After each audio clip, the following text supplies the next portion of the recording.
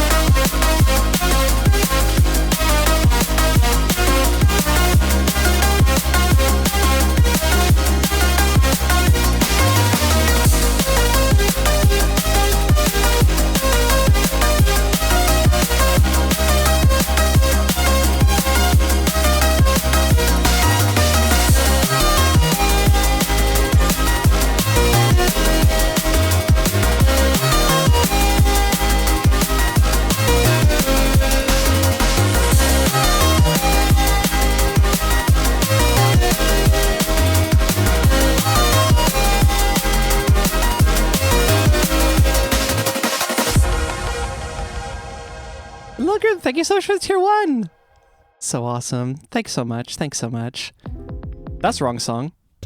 There it is. That's the one I like to hear. Hi, everyone. Welcome. I'm jazzed today. Jesus, yeah, I'm realizing I'm a lot more energetic than I normally am on these streams, but I'm excited. It's been a week. I get to truck with y'all. I yearn for these days. They're so chill and relaxing and fun. It's great. Arisan Hunt, I'm fighting QT. Unfortunately, like I can't get involved in ecumenical affairs, I'm afraid. You need God.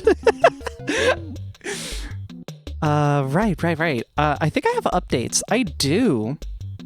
Coming up at the end of this week, for those of you who missed the stream announcements, we have Jamboree number 5 coming up. I've taken to naming these now. This one's going to be Jamboree number 5, Doodle on Wheels. We're going to be doing a Euro Truck Simulator 2 convoy for that one. So I'm going to get basically as many friends as I can with a copy of ETS2, and we're just going to like hop into a multiplayer lobby, and it's basically going to be a just chatting stream, but we're also like delivering shipments of stuff, and we will probably end up ramming into each other because it's really funny. But yeah, it's gonna be a hell of a time. Very fun, very fun. Any other news? Oh yeah, I did become aware of something while trying out the stream. We apparently have some Twitch reward thing going on for any of you whom this may interest. If I am reading this correctly, if you subscribe right now, I think between now and December 2nd, November 18th and December 2nd specifically, purchase 1 subscription, new, recurring, or gift subscriptions to a participating channel when the streamer is live and stream within any category, and you get 3 bonus months of Discord Nitro. So if that is important to you, if you feel like giving Twitch money and getting a Nitro sub out of it, then that's a thing you can do. Yeah. Finding reason to reinstall ETS. We could hook that up. I don't know what our exact numbers are for that at the moment. I think we're looking at least 3, but it could be cool if we get like 4 or 5. That'd be rad. 3 stream streak. Let's go. That's awesome. Oh yeah, I gotta say hi to everyone. Hello, Julia. Hello, Hannah. Hello, Olivia. Hello, Ellie. Hello, Amy. Hello, Limefox. Hello, Soblo. Hello, Tulpin. Hello, Logrim. Again, thanks for the tier 1. And hello, Bounty.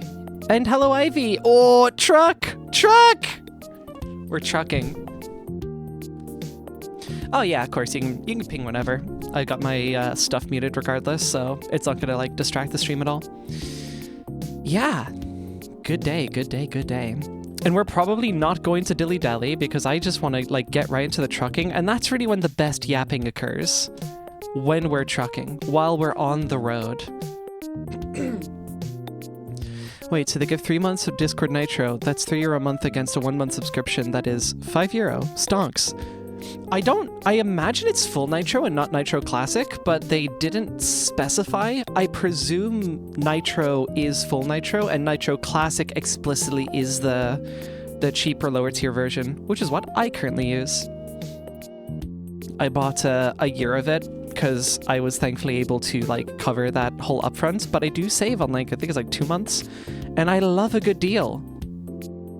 Nitro Classic is $3, Nitro is even costlier. Yeah, absolutely. You can still buy Classic. Wait, no. Sorry, I don't think I am on Classic anymore. I actually think I bought a year of Basic. Never mind. Yeah, sorry, I had that mistaken. I was clinging to dear life to my Classic subscription for ages, but then I actually like had a look at the Nitro Basic offerings and I was like, oh, so you're telling me I lose out on features I don't really use, and I actually gain some features that I would like to use. Like, I haven't had access to stickers in the time that I was on Classic. I couldn't use external stickers. That was really annoying. Now I can, which is nice. Pongzu instead. I am looking at the ping in the Discord, actually. Funny you mention it, just because I was looking at my Nitro status. But yeah, no, I've actually been on Basic. My bad. I bought a year of Basic. And after that expires, we'll see. I'll consider a full Nitro subscription, but you know, we'll see. We'll see. Bring back Classic. Classic wasn't worth? Well, I don't know. I haven't like fully reevaluated the value of all of them in a while. But I do know, like, obviously I dropped Classic for a reason, because I found for me personally it actually like worked fine for my use case to not have that. And just go to Basic instead. Right. No more dilly-dallying. It is time for the trucking. Let's get the truck game on the screen. I have to launch the truck game. Let's launch the truck game. Ooh, one sec. I do have to configure some things. This should be fine. I think if I just like slap that on my launch args, this should work. Last time I played ETS2, or rather tried, I was trying to get a VR streaming setup working, actually. I wanted to see if I could get that going, and unfortunately, it's not playing nice. I might need to like take a day to like properly dig into that. I was kind of short for time when I was dicking around with that last time. But it would be nice if I could actually do like a whole VR situation, but I'll live, you know. Thinking how I'll handle the Jamboree. Texting while driving is very bad. Oh my god, I didn't think about that. Oh no. Good luck.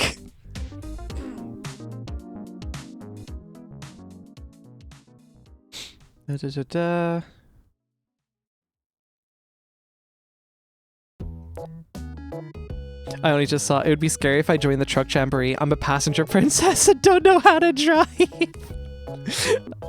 Thank you, Julia. If you redeemed the Discord Nitro offer from Twitch last year, you won't be eligible again this year. Current Nitro Basic subscribers are also eligible if they have never had Nitro. I've had full Nitro, but that was like years ago. Good question. There's always caveats, isn't there? Thanks for investigating that for me, though, because literally that's what they told me. I think there might have been a learn more button, but you would hope that they give you at least the critical information like that up front, but I guess not. Take your pick. No funny bits from Ivy or traffic horrors. I mean, traffic horrors are pretty funny. Watches a purple truck blast past you going 140 and ramming into the barrier. That's what it's all about. That's truly what it's all about. Right. Oh, it feels good to be back. I saw Ivy recently acquired a copy of ETS2 and has been sharing screenshots. And one of the big things I'm noticing is like, wow, ultra wide monitors on this game would probably fuck. As if I needed another thing to tempt me towards ultra wides. Ignore the fact that while I'm streaming, I probably will have to go 16:9 anyways for the sake of, you know, compatibility or whatever. But man, for personal playing, goddamn. Why are we traveling? Oh, game change detect. Ah, I switched versions. Yeah, I did, didn't I? Well, I'm not gonna change that right now. Water. It's time to drink water! It's time to drink water. You know the deal. If you have water with you, you should drink it. If you don't have water, you should go get some, because water is good for you. And I will drink to that. Oh, wait, yeah, hold on. Sorry, I was actually stemming off the reply. I forgot to read out the reply to that. Where's my cursor? Hello? Driving is simple. C-Cop, full power, ram the car into a pile of goop. Especially in a fucking semi.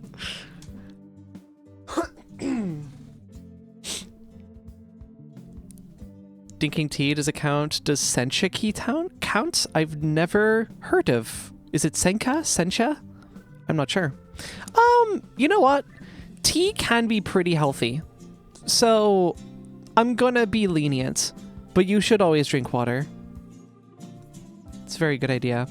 Oh, I remember what we were doing last stream. We were gonna do we were gonna begin a circumvoyage all the way around the accessible European area. Yeah, let's do that. We're gonna start by getting the fuck out of Dover. Hell nah. Not a chance.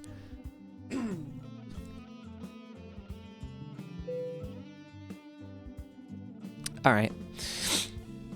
Let's see what we got. It is Saturday, 7:34 in the morning, at least in game. Where am I? Okay, I'm parked in some... Where is this place? Oh, you know, it's a place. What is this on the map? Oh, it's just like a rest stop. That's fine. Cool, cool. Let's go freight market. And in the Calais area, we ideally want to be going south. Paris seems good. Honestly, yeah, it's like the best deal going that direction, so I think we're just gonna send it. Cool. Let's get it going. Alright, baby. Good to be back. Alright. And we are driving on a right side of the road situation. So that's all fine and well. Indicator? Okay, it just didn't come on before. Interesting. Funny story. So been playing a lot of BeamNG recently. Can we not with the hazards, please? Jesus.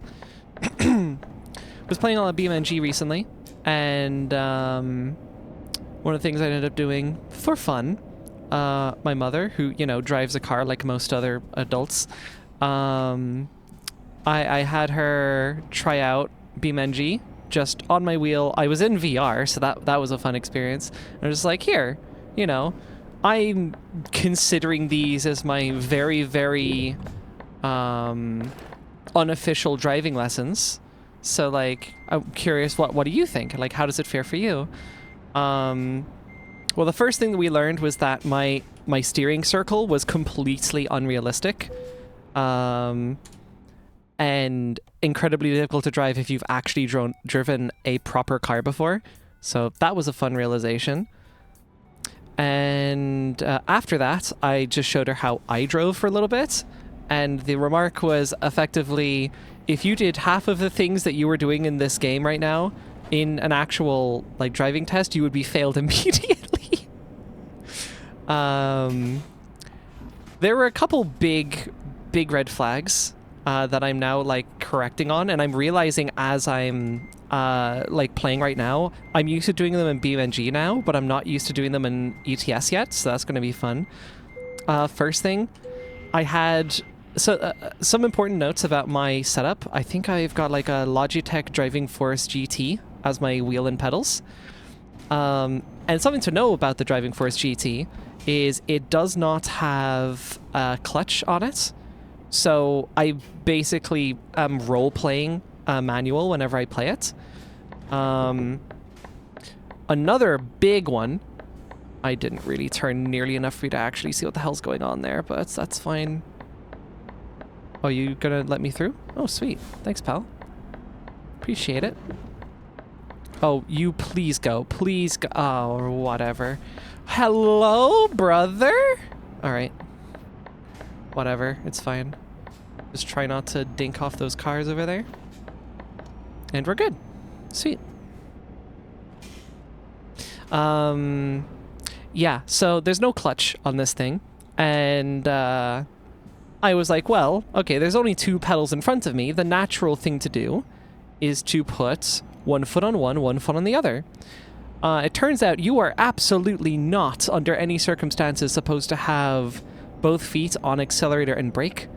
So it's like accelerator on the right and brake on the left. What you are supposed to do is... let me just safely turn out here. All right, cool.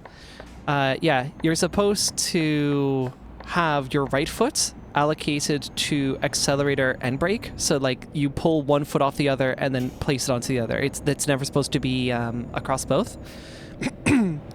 And your... Yeah, we're fine. And your left foot is supposed to be dedicated entirely to the clutch. I did not know that. I now know that, so I've been adapting my driving style in games to accommodate that.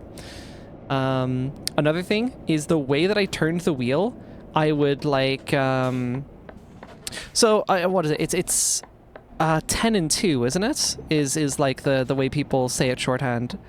Where basically you've got your hands at like very particular positions on the wheel, basically. And oh my god, train of thought, because I'm like, it's been a sec as well, so I'm like trying to focus on safe driving. I'm not playing BeamNG today, so I don't have quite as much license to just fucking crash my vehicle because I'm bored. It will actually cost me money, and while I have a decent amount, I don't feel like doing repairs right now. I've spent enough on truck repairs in this save. Anyways, yeah, so 10 and 12 is where your hands are supposed to be. 10 and 12 o'clock, that is. So, like, you know, look at a clock and you'll get the idea. I did that, but it was 10 and 12 relative to the wheel, not to, like, the horizon. So what I would do is I would turn the wheel. My hands would remain in the position, but my, like, arms and wrists would move. Apparently that is not what's supposed to be done.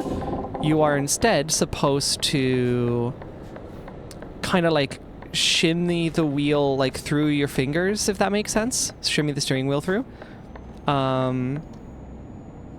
That's how that's supposed to work. So I've also been like learning to do that as like a course correction to my previous habits. But you know, not a terrible time to learn when I'm playing entirely virtually. So yeah. Some fun realizations. Apparently, aside from, like, the R-doodle jokes, no, I was actually driving very, very wrong, and I would have totally failed the driving test. Doesn't matter how well I stay within lanes or whatever, or, like, know my turn signals or what have you. I was just doing some very big bad habits. Not surprising, real car steering wheels are funky in ways that are rarely well transcribed in video games because that'd suck without a real wheel. If you brake and accelerate at the same time, the car takes a screenshot.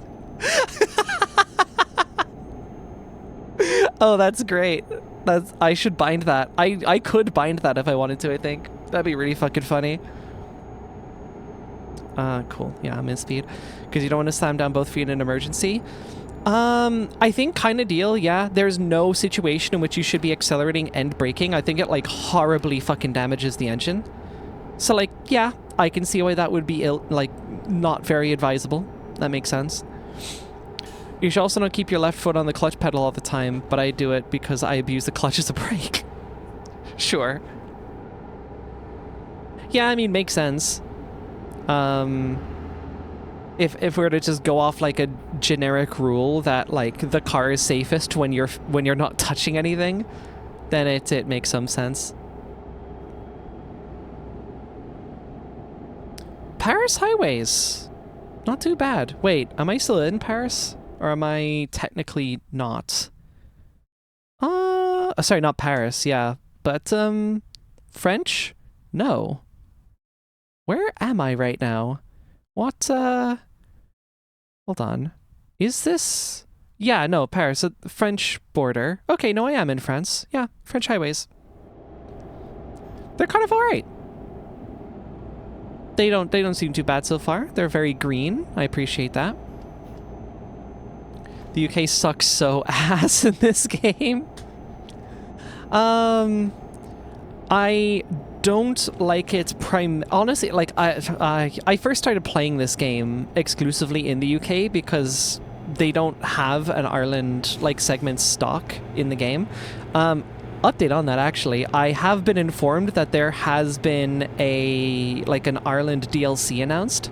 It's not out yet, but the second that comes out, I am going to fucking get that. I have to. It's just that simple. I just have to get the Irish DLC. It'd be so based. Going down to 70. Okay. What was I saying? Oh yeah, but I did originally drive in the UK pretty much exclusively, so it is mostly what I'm used to. But that said, now that I have actually used European roads, like, good grief, I prefer it. So yeah, just purely on that note, it's like the driving on this side of the road, something just feels right about it. Maybe it's because I'm left-handed, I don't know. It could also be that for the places you drive in ETS2, the right side of the road is most common. So if you are, going to the UK, you're essentially kind of like breaking habit from pretty much every other location in this game that I'm aware of, anyway. Want to cross override any throttle with brake if you're pressing brake, even if only a little. Oh, sorry, I must have missed the original message on that. My bad. You're like halfway between Lille, is it Lille and Rouen? Rouen? I've never been great on French pronunciation.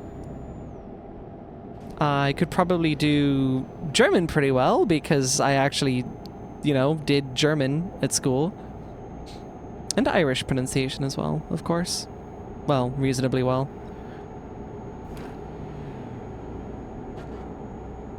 Experience of the goddamn traffic jams on your way around Dublin's highways? Hell yeah, that's what it's all about. There are phonemes in Rowan you cannot even begin to imagine. Oh no. Funny thing on pronunciation as well, and actually, well, it wasn't specifically pronunciation, but things like the Irish language and a couple other topics, they're all kind of adjacent. Generally, education. I have noticed that I kind of, in hindsight, I don't know if this is the right word to describe, but I guess yearn might be the right word. I kind of yearn to actually learn, understand, and even enjoy a lot of the subjects that were covered in the likes of secondary school and even as far back as primary school when I was younger. I think it's because, like, I do recognize now, grown up a bit, like, some, I guess, versatility in certain skills. Like, as an example, Irish is taught incredibly poorly in my country. Anyone Irish in this chat, anyone who grew up in the Irish education system is very aware of how awkward / completely and utterly busted Irish education is in this country, which is really unfortunate because it's the native tongue. It would be nice if it were given a little bit more love. It's not that they don't care or don't put any effort into it, but the materials that we learn off are really strange. I'm going to focus on Irish for this example because that's, I mean, where this started from, and I'll branch off to the others later. But like as an example, a lot of the Irish educational material is like short stories, mostly short stories and poetry. We didn't really do long stories because that would have required us to actually have a fairly decent conversational conversational comprehension of the language, which none of us had. There was never that much focus put on it, so I guess it is kind of an effort thing as well. But of the stories and poetry that we would typically go through, a lot of it was just like wildly depressing. Like really depressing, sometimes like not gory, but disturbing, I guess. It's like on the level of people joke about like little German bedtime stories or whatever that are like really dark and depressing or whatever, and it's like, and that's why little Timmy should eat his noodles because otherwise the fucking noodle klampen will come and fucking rip their toes off or some crazy shit like that. Not necessarily in like the so like even with the German like bedtime story bit, otherwise the Hodenverstümmelung will come. Yes, of course. But like with the Irish stories, it's not even like trying to teach you a lesson necessarily. Like, okay, I'll give an example to one of the stories. As I recall it. Oh, tell ya what. I'm just gonna keep going.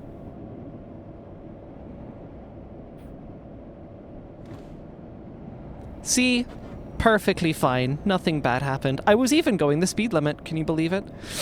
Yeah, so as an example, I can't remember the name of this one, so I'm sure this could be looked up or whatever. Some story of like some guy, I think coming back from work or something, has a family, wife and kids, heads over to like a Chinese takeaway place to get, dinner for the family and whatever. Goes in, grabs their stuff. I think there's some detail on like stuff that happens inside the shop or whatever. But then dude walks out, and then a car pulls up, and then some masked men like pop out of the window and just gun the guy down, and he dies. And in the ending, they pay like particular attention to like his blood soaking into the chips of the takeaway food. And that's it. That's the whole story. And I guess the implication there, because the time period that it was written, is this was during the Troubles. So I guess the presumption there is that it's like IRA members just gunned the dude down in like, I don't know if it was broad daylight, but we'll say for the sake of argument, broad daylight, right? And that's the story. There's no lesson necessarily. It's like, oh, don't go getting Chinese or you'll be shot by the IRA. Like, no, that's ridiculous. I have no idea what that story was supposed to communicate, except, hey, the Troubles was really depressing. It's like, yeah, sure. But why exactly is this the narrative focus of our, like, Irish language education? That's what I really didn't understand, and I still, to this day, do not understand. A lot of folklore in the wider Gaelic part of Europe are very weird. Western Brittany has a lot of very Grimes brother-esque stories. Paris discovered! Woohoo! Oh, cool. Achievement. Bon voyage. Amazing. I didn't need to indicate that I'm already on the lane. That's fine. Let's slow the fuck down. Let's speed the fuck up. Wow, yeah, guys, let's speed the fuck up. Oh, it's a roundabout. Okay, understandable. Oh, single lane roundabout. That's interesting. Sure? Hold on, just gotta focus on this. I'm not used to roundabouts on a good day. This is an interesting one. Okay, we're fine. This is a very pretty area, though. Like, I'm in Paris right now. Supposedly. It's very pretty. What's the problem, exactly? I'm sure Paris will surprise me in the brief time that I'm passing through here. Have you not seen single lane roundabouts? No. It's usually always double or triple. In my experience at home, at least. It's very interesting. Most of them in the US are single lane. That's uncharacteristically... Yeah, that's sorry, that's uncharacteristic for America. What? You're comfortable with one lane? I can't believe it. Yeah, I can shoot that over. I've never physically seen a roundabout with more than one lane, and I live in Germany. Fascinating. Wait, I'm trying to think. Were there roads in, like, the Netherlands, maybe? That I, like, forgot about, and I, for some reason, have, like, blocked out in my head as 2 lanes? This is a wide truck. I would think I would recognize a thing being that thin, but I don't know, maybe not. Okay, this is going to be a really interesting turn, isn't it? Oh, wait, it could be Peem. It could be Peem. Hold on. Oh my god. Am I finessing? I could be... This could be butter.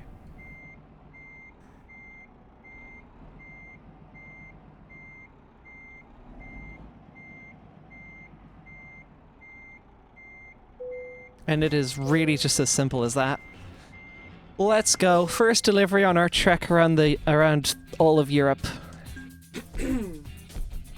Amazing. Ooh, I'm about to hit professional. Oh wait, no, sorry, level 15 is professional. I'm only about to hit level 12. Lol. I delivered some flour. Delightful. Let's go for the... Not necessarily from this company, just like in Paris. What brings me the way that I want? Fucking wow! I mean, it's a distance, but like that seems decent value. Interesting, interesting. I am unfortunately not going in this direction though, so... Oh, please tell me you have... I could probably do Luxembourg going down to like the Lyon direction. I'll probably send it there, yeah. Let's try that.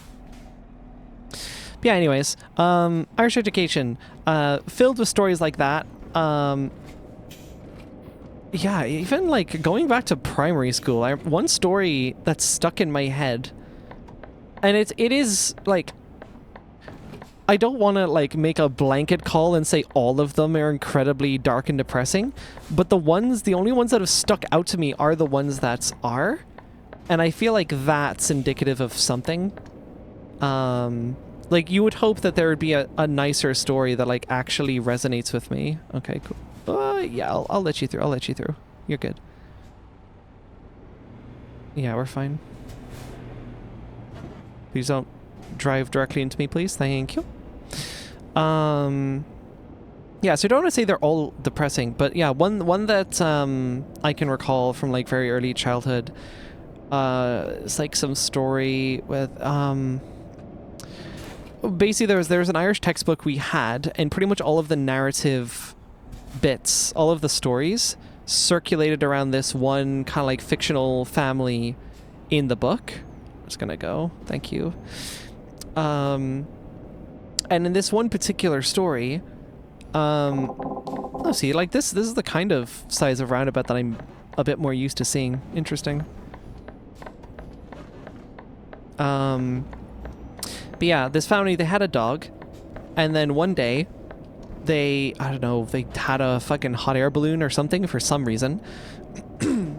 And the family dog had like hopped into the balloon, and through some means the balloon got like untaught from the ground, and then the dog went up in the air balloon. And that concluded the story arc for the family dog. That was it. we're never told what happened to them, if they were okay or not. They're just gone. In future stories, they have a new dog. And I'm like, I think at the time it didn't quite register me just how, like, sad that was. But, like, I don't know, was it, like, trying to... Maybe that could have been construed as, like, trying to teach, like, some lesson about, like, managing grief or something? Because I don't think the family was, like, nonchalant about it. I think at least the children were quite upset. But yeah. That's, it's weird. Like, most of what I can recall from my Irish education was just kind of, like, depressing and sad. Which made me less enthused about the language, which made the language more difficult for me to take in, which made me suck more at the language academically, which made my teachers upset, and thus started, like, a massive cycle, which becomes, like, it becomes a very thematic theme in my education. If I don't get along with the teacher, then I don't get along with the subject. It doesn't matter how interested I am in the subject matter. If I can't vibe with a teacher, I'm not going to take in what they're saying, and it's a whole fucking deal.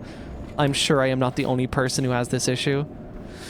But yeah, I never really excelled in Irish, unfortunately. But I've been thinking for the past year or two, maybe longer, like, it would be nice if I actually did, like, learn Irish. Not necessarily to be adept at it, but just to be able to, like, hold a conversation with someone else who knows the language pretty well. Like, that would be pretty awesome for me. Just to have, like, another thing that I know, you know? I like learning new stuff. I am unfortunately quite a self-directed learner, and you know, if your learning style does not match mine, or your teaching style does not match my learning style, it's going to be woefully incompatible, and that's going to be visible real fucking quick. But, like, if I can self-direct that, I feel like I'd probably be pretty damn good at it. So that's a thing I've been thinking about. Poochie died on his way to his home planet. Oh my god, I remember that. Oh, horrible, horrible. I wonder if the point is to spur discussions of the person telling the story and the lesson isn't directly integrated? Yeah. Like, we're asked reading comprehension questions on it, sure. But it's like, yeah, but you couldn't have possibly told a more, like, comforting story? No, that wasn't... We don't have any of those? I recall having a conversation on these lines with someone in the past who was, like, a lot more well-versed in, like, Irish history. And the... kind of the... I don't know, excuse or explanation, however you want to swing it, was basically, well, like, yeah, Ireland, for a great deal of its history, despite its very poetic and sweet language, you know, Ireland has a very dark history, and that does echo in a lot of the creative works that come out of our culture.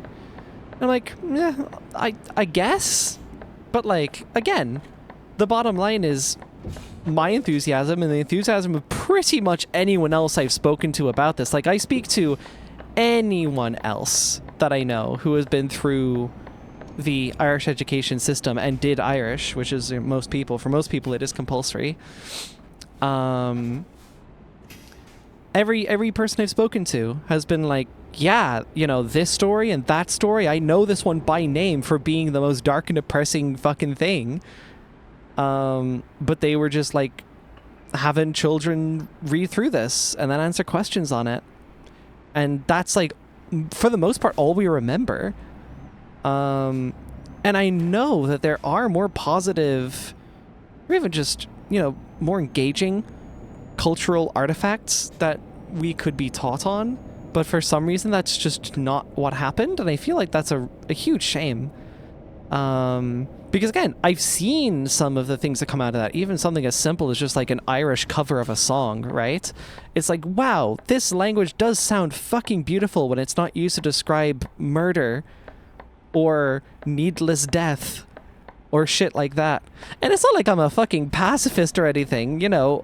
I can tolerate perfectly fine and even enjoy a story that involves death or murder, but like, I don't know.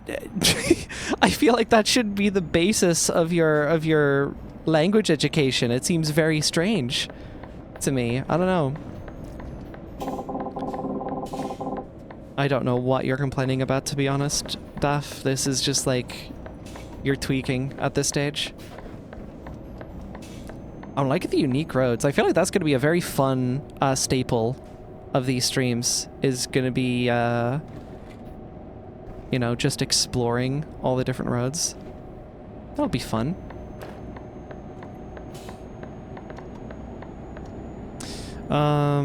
Like self-taught learning? Yeah. I mean, that's how I've learned a lot of the stuff that I'm like really good at. Streaming, I'm self-taught. I learned a lot of like my personal style I do through trial and error, but a lot of the stuff that got me started was just I took the time to like listen and learn, I guess, about how other people in the business do it, be it as a hobby or, you know, literally in the business. And I pay a lot of attention to those things. Software development, I mean, I'm in a course for it right now, but I was writing software long before I did that. Yeah, like if it's a subject that interests me, I go and seek the information and I dig into it really, really heavily. That's just kind of my thing. That's how I've worked for as long as I can remember, basically. Fundamentally, yeah, all of the skills that I'm really, really good at, I've been self-taught. There's not that many things that I can say I'm adept at that I can necessarily thank mainstream education for. I can maybe thank them for, like, giving me some nuggets of info that helped me along the way. But, you know, nothing, like, broad. Nothing direct, I guess you can put it that way. I wonder how Welsh is managing its revival. We actually, our new president that was elected recently, she is what we'd call a Gaeltaur, which is, I don't know about like direct translation, but basically just someone very enthused in Irish culture and the Irish language. The typical way I describe them is, yeah, they're just really into Irish culture and the language. And I admire them, 100%. Like, no shame to them whatsoever. It's honestly really cool that they want to keep their home tongue alive. I think that's very cool. I've not been able to relate to them, unfortunately, on account of everything I just talked about. But I do wonder if her position there would have any impact on the position of specifically Irish language education in the country. My hope is, like, you know, it's time to drink water. My hope is that I could drink some fucking water. Let's go. You know the deal. If you have water with you, you should drink it. If you don't have water, you should go get some, because water is good for you. And we will allow tea for today. We'll allow tea because that's usually a warm drink. And you know what? It's winter. It's cold. Get that warmth up.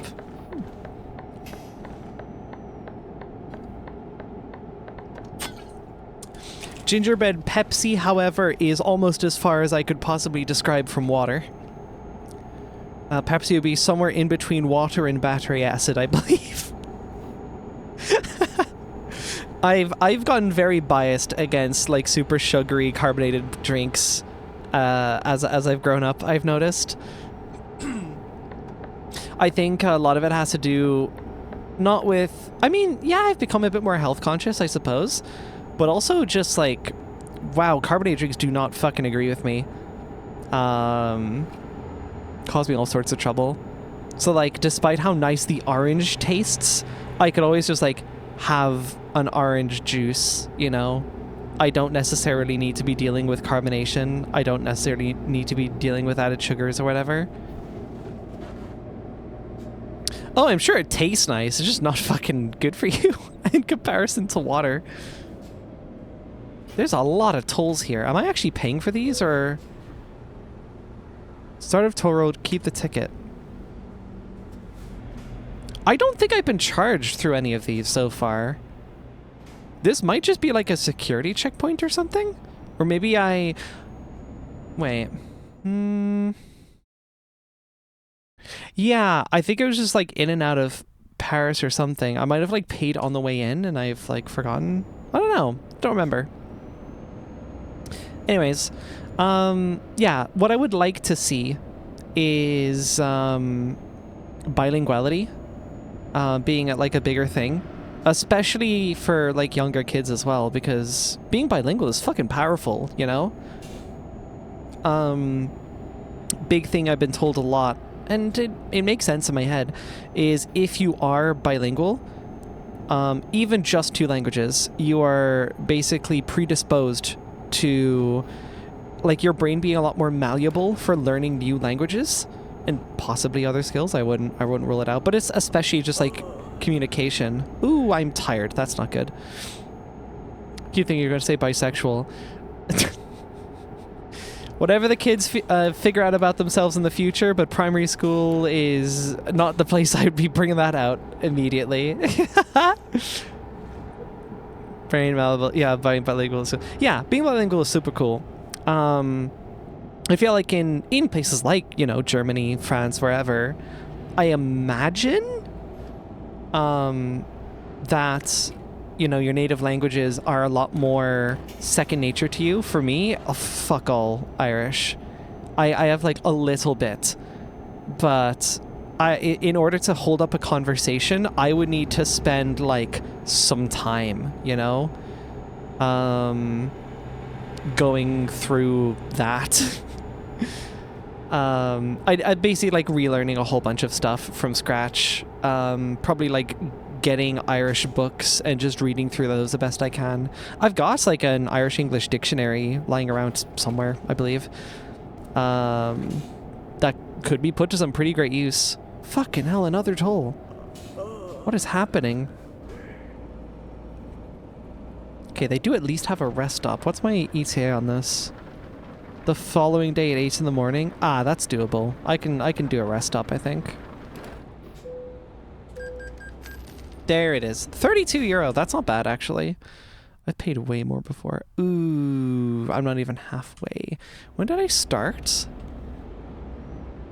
No, you know what? I think that's still achievable. I think it's still achievable. Hold on. We are gonna pull in for a thing here.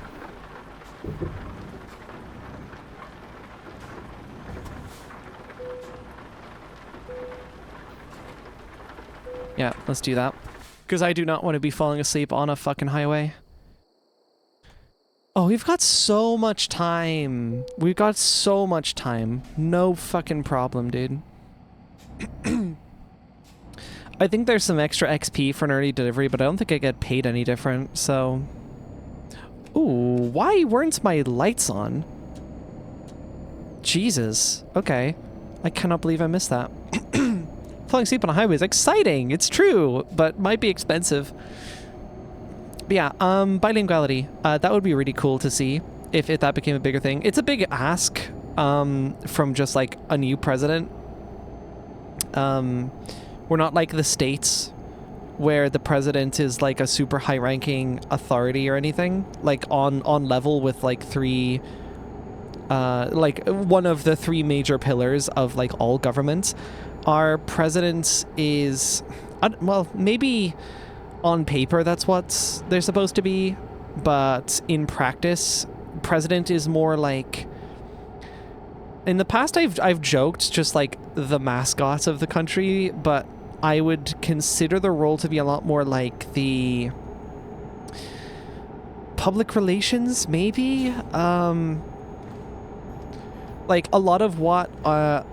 From just my history, keeping any amount of eye on what presidents do in our country, it's usually like they go out, they do photo ops, they meet people, they meet communities and stuff, and they can be, and this does appear to be the position that our president wants to take, they do want to be essentially like a voice for people in government, which, I mean... fuck, any voice for people in government. I don't care who the hell it is. That would be a nice thing to see. I would appreciate that immensely. Oh, president's not supposed to be here. He's just fucking abusing shit, though. Yeah, no. I do understand that, like, the way things are at the moment, he's totally breaking the thing of power. Oh my god, I'm low on fuel as well. Was there a fuel stop there? I don't know. Okay, hopefully I can find a fuel stop soon before I run out. I should be okay for this, though.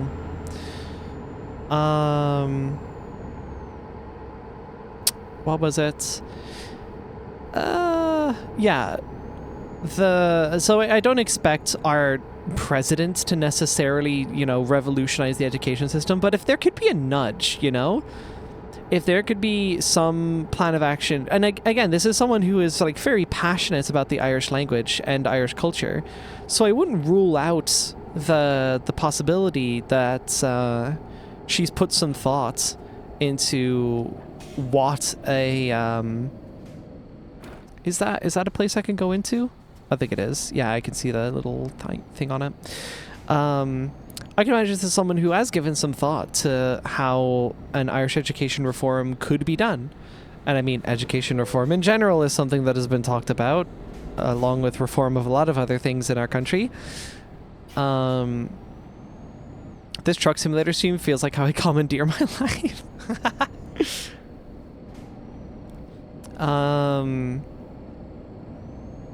Yeah, basically, it would be cool if our new president could voice some change for how Irish is taught, because I feel like the way that Irish has been taught, at least for me, was kind of like depressingly bad.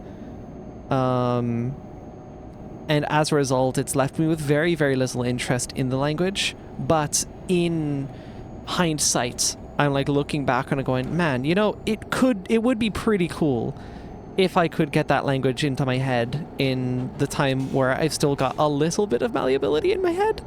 It's kind of locking in. I'm at the, you know, I'm 23 now. Is it like 23, 25 area is when you're like how your brain works is supposed to kind of solidify almost. Like this is just like the person you are, and short of some like massive change in your life, this is like how you'll be or whatever. Yeah, I'd like to get that in eventually, hopefully soon. This is a really rough fucking fuel stop here, but oh, you're gonna be kidding me. Do I have to like, is this only for cars? Do I have to use this truck specific one? I think I do. Yeah, I do. My bad. Yeah, that's totally not illegal. We're fine. Yeah, what? Hello? Did I knock something over? Oh. Understood.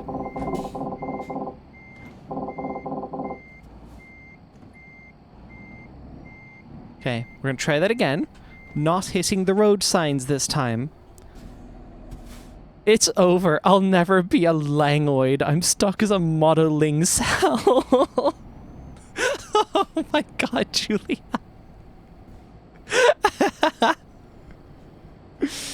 Good grief. Alright, let's fill her up. I kind of feel that's not true, but it's more of a vibe than anything. People learn languages in their 50s too. Honestly, if I don't think it's impossible, to be clear. I never said it was impossible. I just mean to say that I've been told it's a lot easier. So I could totally see you doing it in your 50s. It might just take you a lot more time and effort. I don't know. It's also like it is one of those just like old things that people say, where people just kind of accept it to be true. So it might be entirely possible that that's okay. It might be possible that's just like straight up not how it works. It probably is easier to some extent. Yeah. Like, you learn your most fundamental skills at such an early age. If you can bake in just being adaptable to languages at a really early age, I don't see any reason why that wouldn't be a fundamental skill that you carry with you through the rest of your life. I mean, fuck, my dad got me into computers when I was really young, and now look where I am. Evidently, it's become a pretty critical part of who I am.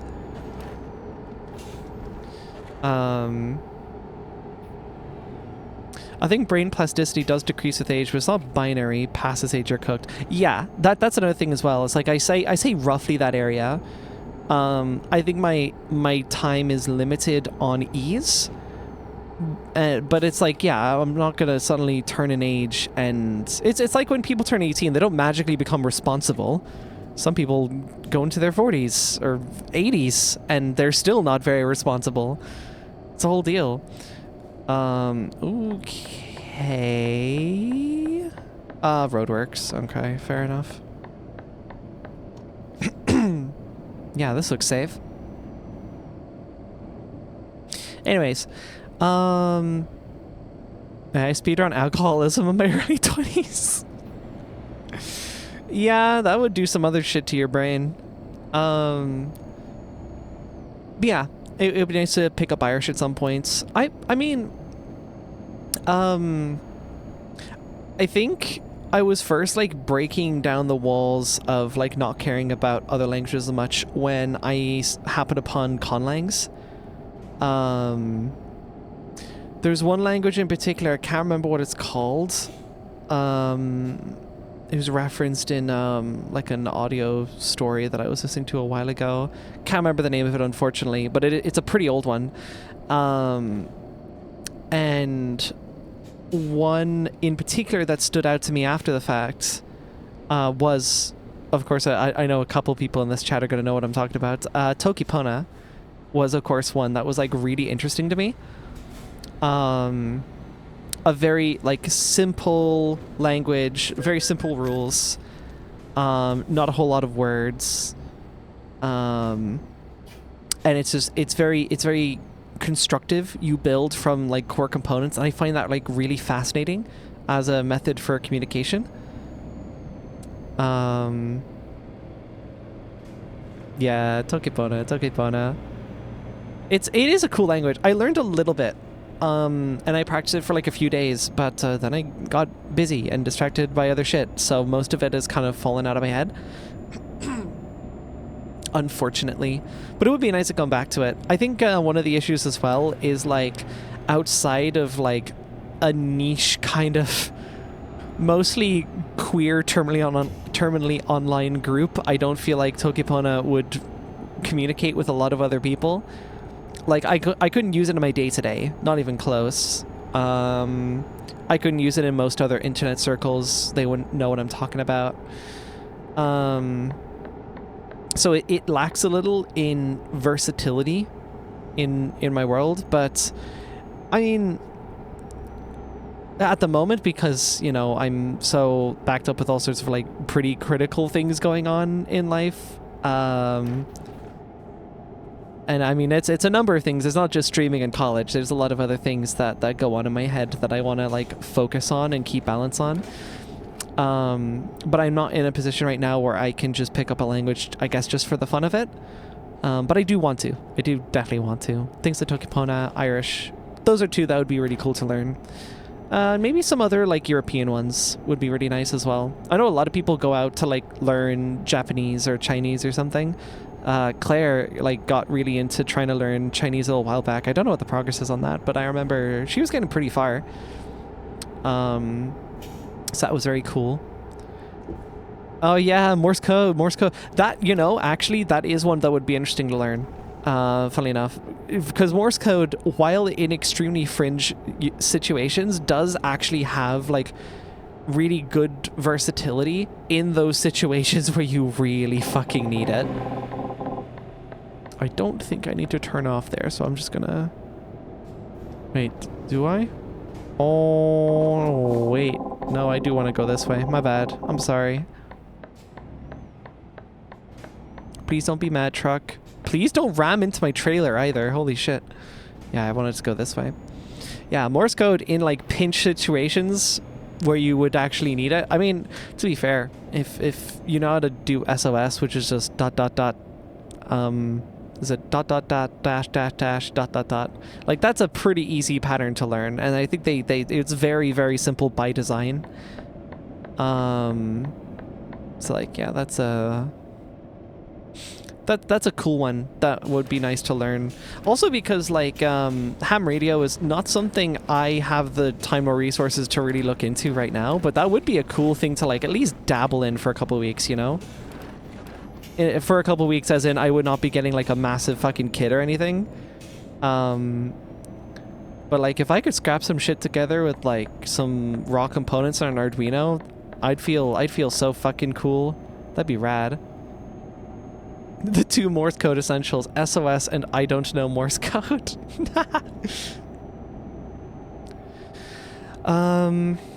Yeah, another thing actually, yeah, because wow, oh my god. I went on for like nearly an hour about that, but that's what we're all here for. That's what we're all here for. This is the RE Drives and Yaps hour or 2. Yeah, that's a good name for this. Another thing that's been bugging me is maths, actually. Mathematics. So some background on that. I used to, at least to my recollection, I used to excel at maths when I was really young. In primary school, it was one of my best and easiest subjects, and I was really into it. I think it was, again, you know, if the teaching style doesn't match the learning style, it's a whole deal. But generally speaking, I adapted pretty damn well to most math concepts that were thrown at me. And I was super into it. It was great. And even through like earlier half of secondary school, that was pretty good as well. But then in the latter half, I had this one teacher who we just didn't gel at all. And remember, I mentioned earlier, like, that's not a good thing when I'm trying to learn something. If I don't get along with the teacher, that sandbags me so fucking hard. And in this case, yeah, it was absolutely devastating to my performance. I ended up graduating secondary school in the subject that I thought I would be fluent in. Going into a college degree that leans pretty heavily on maths, I left with an E grade, which through, you know, events like that, we actually learned E was a grade. It doesn't just go from D to F. No, they had an E grade, and it was just for me, and it was quite disappointing. I remember feeling quite disheartened after the fact. It wasn't nice. Because, like, I know I'm not stupid with maths. It's just on those, like, more complex, later subjects, I did not fucking gel with the person who was teaching it all to me. So, like, how was I going to take it all in? And it's a problem I'm currently facing quite a bit right now. We have a module at the moment. It's a machine learning module, of course, that is extremely maths heavy, because machine learning is an extremely maths heavy subject. If you're getting into like the raw, how does the machine learn? It's all equations. It's all very complex equations that some very fucking smart people have dedicated, in some cases, their lives to developing. It's a very, very complex field, and it's a very, very maths heavy field. And of course, you know, the unfortunate consequence of me basically bailing out at the last round of my earlier math studies is, well, now I'm struggling quite a bit in this subject. I'm not the only one, by the way. It's also just being taught quite poorly. We have a whole bunch of stuff being dumped on us, assuming we've done like a college level calculus class or whatever. We haven't. None of us have. So a lot of us are having a lot of difficulty. But as I've been basically forced to take in all of these new concepts and whatever, I'm the kind of person where I really don't like not understanding things. So where a lot of people would probably vibe code their way through problems we get on the assignment, and believe me, I've been very tempted to. I've been very fucking tempted to vibe code. And that's not only something I abhor, but for this particular case, just because, again, I don't really get on with the lecture either. None of us do. I'm kind of fed up with the subject. You kind of just want to get it out of the way and vibe coding sounds like the solution, but then like I'll put in a question into an LLM to like explain a concept to me, and I don't like its output. It doesn't, like, something about it just does not gel with me, and also I just don't trust the result as well. Like, that's another thing. Skipping calculus has got to be awful. Oh, for this subject, I can tell that our lack of calculus knowledge is absolutely sandbagging us. I can almost guarantee you that like one semester of a dedicated calculus thing would have us fucking covered. But like only in a few cases that I can recall towards the end of my secondary level education did we actually have, like, as an example, where we taught like the sigma notation, the, you know, the sum symbol, as I would just more simply call it, where you just go like, oh yeah, this, everything following this, it basically just means that sum up all of these terms together, and that's what that equates to. That's something that I recall having done kinda sorta, but not at length, and it was not reinforced in the time that we were in college.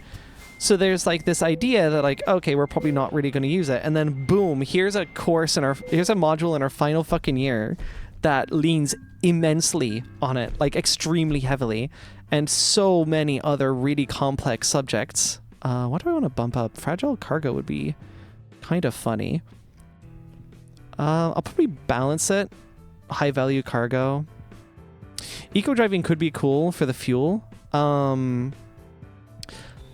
But I'll probably prioritize that when we are like, I don't know. I mean, I've already put in the chips, so whatever. It doesn't matter. It's been done. But let me quickly just get the next job for us to do here before I continue what I was going on about. Please just give us something in France. Hello? Okay. I guess the fuck not. You know, I've got so much money on me, I can just travel here for, like, no real cost to me. Yeah, we'll go here. Cool. Sigma D's. I knew someone was gonna make a fucking some Gen Z joke on that. I hope you know, Ari, I don't understand a single thing you've said in this math convo. That's funny, because I didn't really delve much into, like, actual mathematical concepts. Advanced math is fucking hard even with calculus experience. Yeah, now we're like doing machine learning. It's really rough. And the lecture slides this guy puts up are just full of math notation. He does not explain what any of the shit is. And keep in mind, like, it's a software development course, right? So my focus is, okay, so we are doing software problems. We write software. So I focus a lot on implementation, and then this lecture will just like discard my code submissions, basically. Like, we all have to do code submissions for our assignments, but he just doesn't care. His main focus is, do you understand the theory? And it's like, well, then don't have us write fucking code then, if it doesn't matter. I don't understand. What's the game here? It doesn't make any sense. So like, that frustrates me immensely. And then the fact that bro's lecture slides are just math notation that he will not elaborate on. And I then have to go out of my way to look up, okay, what is this symbol? Okay, that's what it's called. Cool. What does it mean? And then I find out, well, it depends on the subject. Because, you know, the various, is it like Greek letters or something? I forget. Greek, I think it's Greek letters. Maybe Latin? Whatever. It's, you know, the funky versions of like lowercase and uppercase letters. Greek letters. Yeah. That like Greek math notation stuff. It's like, yeah, well, in this subject, a Greek lowercase d means this, but in this case, it means something completely different. And in this case, well, actually, it doesn't mean anything in this case. You can just use it as a variable. And we're like not really told which is which. So like none of it makes any fucking sense. And that has been frustrating me immensely. Because I think like at the root of it, it makes me feel I don't want to say stupid, because I know I'm not, to be clear, regardless of how I feel, I know I'm not stupid. But like, it makes me feel unable or incapable in some way.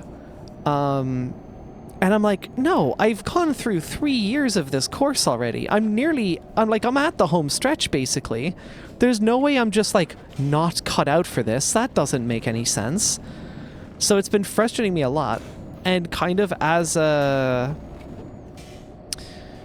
way of trying to work around that, while I've been, grinding through these painful concepts, like extremely fucking difficult to take in, at the rates that I am taking them in with not a whole lot of predisposed knowledge. On the side, I'm trying to, like, not just learn these things, but also learn, okay, like the fundamentals, the bare basics. Just today, I had to go back through a whole bunch of my prior maths knowledge from way back in secondary, and like combine that with like stuff I picked up in YouTube videos, and just also looking at the words that are used to describe things, just like really digging into this, like, okay, what do the words mean? So, like, as an example, polynomials is something that I was basically rediscovering today, which, if you are a maths head, that probably sounds quite silly. If you do a lot of algebra stuff, polynomials might be like a fairly basic level thing. And it's like, now that I know what a polynomial is by name, I read that, I'm like, oh yeah, no, I've totally done polynomials before. Okay, no, that makes sense. But there we go. Like, okay, I now know what the fuck this word means, this jargon that's been dumped onto me on a page. I now know what that means. I now know how it works. There was another term, multivariate polynomial or something, that completely threw me off. I remember I was reading the page and my eyes crossed or something. I was completely out of it. But then I really dug into it. I was like, okay, wait. Multivariate polynomial deals with a lot of variables. This more than likely has something to do with, you take a polynomial and then you just like have more variables in it. And then I look into it, it's like, yeah, okay, that's pretty much what it is. It's like, okay, great. Now I know what a multivariate polynomial is, and now I have to just figure out, okay, how the fuck do I apply that in this particular problem? So like, there's a lot of stuff that I'm having to like pick apart layer by layer, and that, especially because it's like, it's for assignments that are due, so it's like I'm on a time crunch. It's not pleasant by any means. But we ball, I guess. And one of the funny consequences of me doing this, of going through that like massive pain in the ass, is I've come out of it incredibly frustrated, but for the things that I have now come to understand, I feel pretty great. Because, like I said, I actually really like learning new things. That's like my whole fucking jam. It's the reason why I like end up becoming a really multifaceted creator that does a whole lot of stuff. It's because I just like fucking learning new things. Picked up music because I found that entertaining. I picked up videos because I found that entertaining. Or like interesting. Entertaining and interesting. They're just subjects that like scratch an itch in my head. I want to understand how a thing works, so then I dig into it and I apply it, and it's fun. Hi, Rin. Hello. I'm going on a huge tirade right now. Not tirade. It's just a big conversation about like learning and education and stuff, and it's been on the mind. But yeah, one of the issues basically that I've had has been like not just in machine learning, but like actually okay, let's say a lot of it has been machine learning, just because I have had an interest in like, how does the LLM work? How can we make it suck less? You know, that's a big area that I've been really curious about for a while. Oh, perfect. You're just going there. I'm totally taking 18 tons of nuts. Fuck yeah, bro. I'm so excited to take 18 tons of nuts. Please let me haul your 18 tons of nuts. Anyway, yeah. So I'll go into some subject, and then I basically, it's usually machine learning, but let's imagine it's like any old subject that's math heavy, and I'll then discover, oh, this is a really math heavy subject, and a part of me feels really disheartened because I'm like, okay, it's a logic problem, and these are things that I'm usually really good at, but it's unfortunately a logic problem in a space that I am kind of kneecapped at now. I like my math knowledge basically stunted from secondary school onwards, and it's that's always been like a sore spot for me. It's always upset me that I'm not better at it, because I feel like at my age, at my skill level and other things, I should be a lot better at that. I should be more adept. And now, you know, because there's a pretty high incentive for me to know what the fuck I'm doing for this particular module so I can pass, that's become like a really critical thing for me. So now it's not even just like pride. It's like, okay, no, I actually kind of need this in order to get out of this goddamn course and not have to retake next year, you know? Maths can be so useful in some everyday situations. People would normally just do whatever best guess they could. Yeah, like a huge example that I think about often. Pythagorean theorem. Pythagorean theorem. Holy fuck. That is like so big. It's possible, maybe, yeah, that you go your whole life never having to use it, but it's actually kind of unlikely. Like you might use it in like intuitive ways that you never think of. Like, yeah, you never have to pull out a pen and paper, but you can understand intuitively that, you know, if you're crossing a big field or something, it would be a lot faster to just go through it diagonally than to go all the way around the perimeter on two sides, because, you know, the diagonal cross between two corners is shorter than the, you know, Pythagorean theorem. It's a thing that you just learn and then you come to understand it. It's like, okay, yeah, shortcuts, that can play a part in there. If you ever get into 3D graphics, like writing 3D graphic stuff from scratch, which is something I would really love to do because it would be so much math stuff applied, and I'd be able to like really, really sharpen skills on that as well. Like Pythagorean theorem is fucking huge there. It's such a big deal.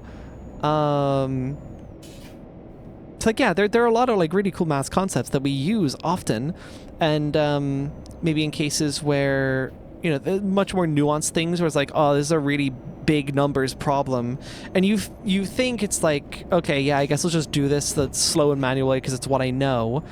But there could be, if you had more tools on your tool belt, basically, there could be a way to solve this particular problem really, really quickly using, albeit more complex, but like huge shortcuts that you might not have originally understood. There's a lot of like really cool shit in there if you get like really into mathematics, and that's like, I'm talking about it excitedly because that is genuinely something that I've like psyched myself up about. So on the side, while I've been like grinding through machine learning knowledge, I've been like, say, goofing around in Desmos graphing calculator, after attempting to derive the solution for a while. I was like, okay, I could feel myself getting stressed. I'm just going to look it up. I ended up getting the equation for a circle. I was like, oh, okay, that's pretty simple. I think it was it like x squared plus y squared equals the radius? Sure, yeah. And basically all that means is for, yeah, how do I put this? I mean, that actually is an application of Pythagorean theorem, funnily enough. The radius r in this case being the diagonal, and then x and y is essentially a coordinate on the circle. And as long as you have r, x and y will like inevitably have to solve to that distance away from point 0. So what I was doing recently was, you know, I just slap a circle on the graphing calculator, and I'm like, oh cool, circle.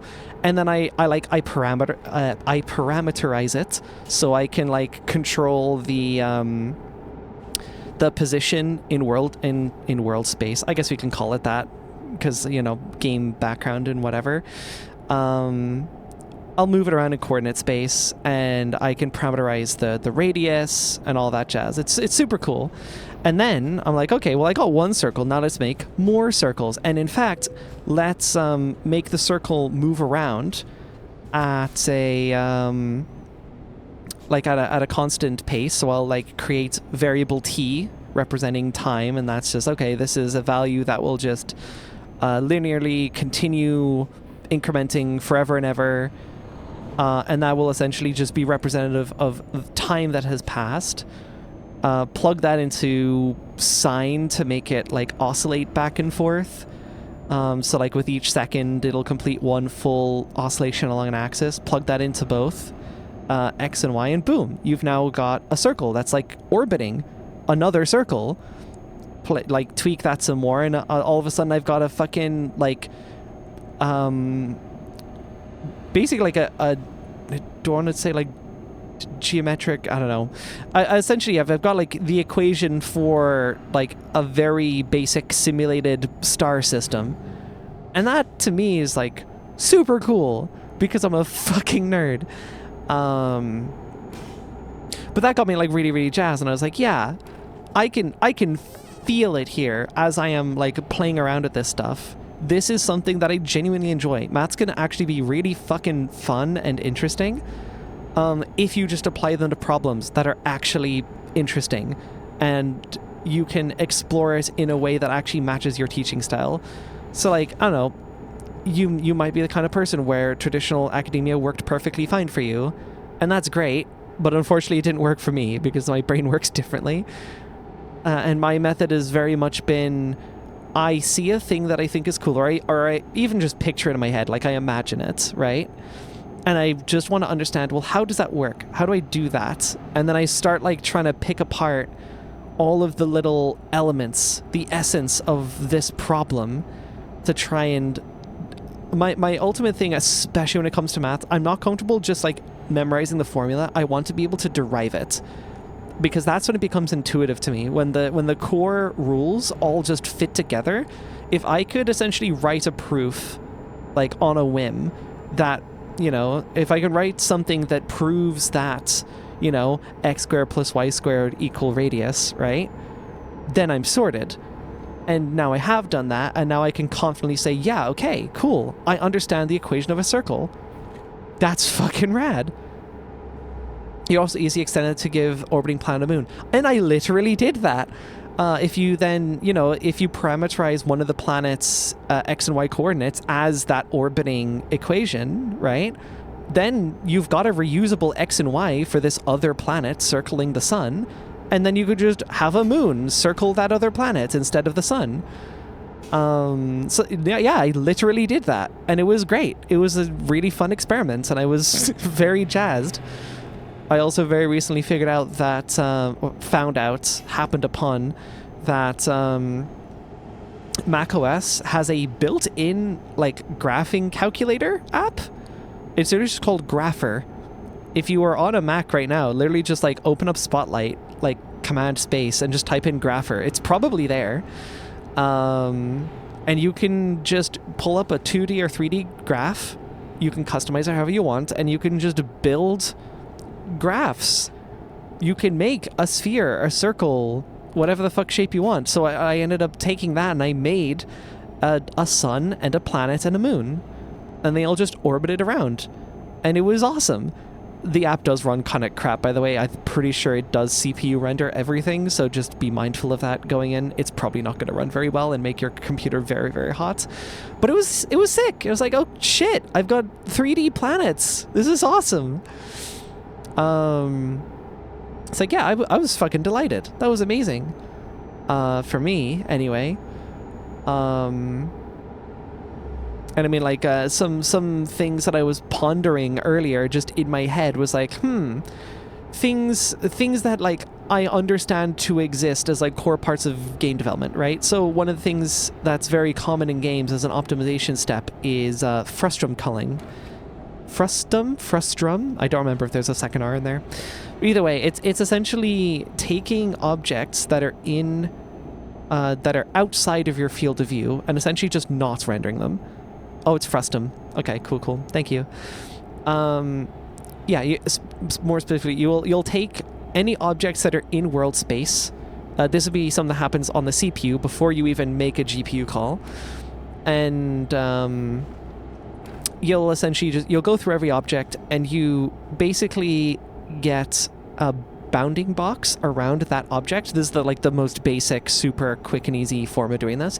You just draw a cube, or I mean, if it's 2D, sure, you can do that as well.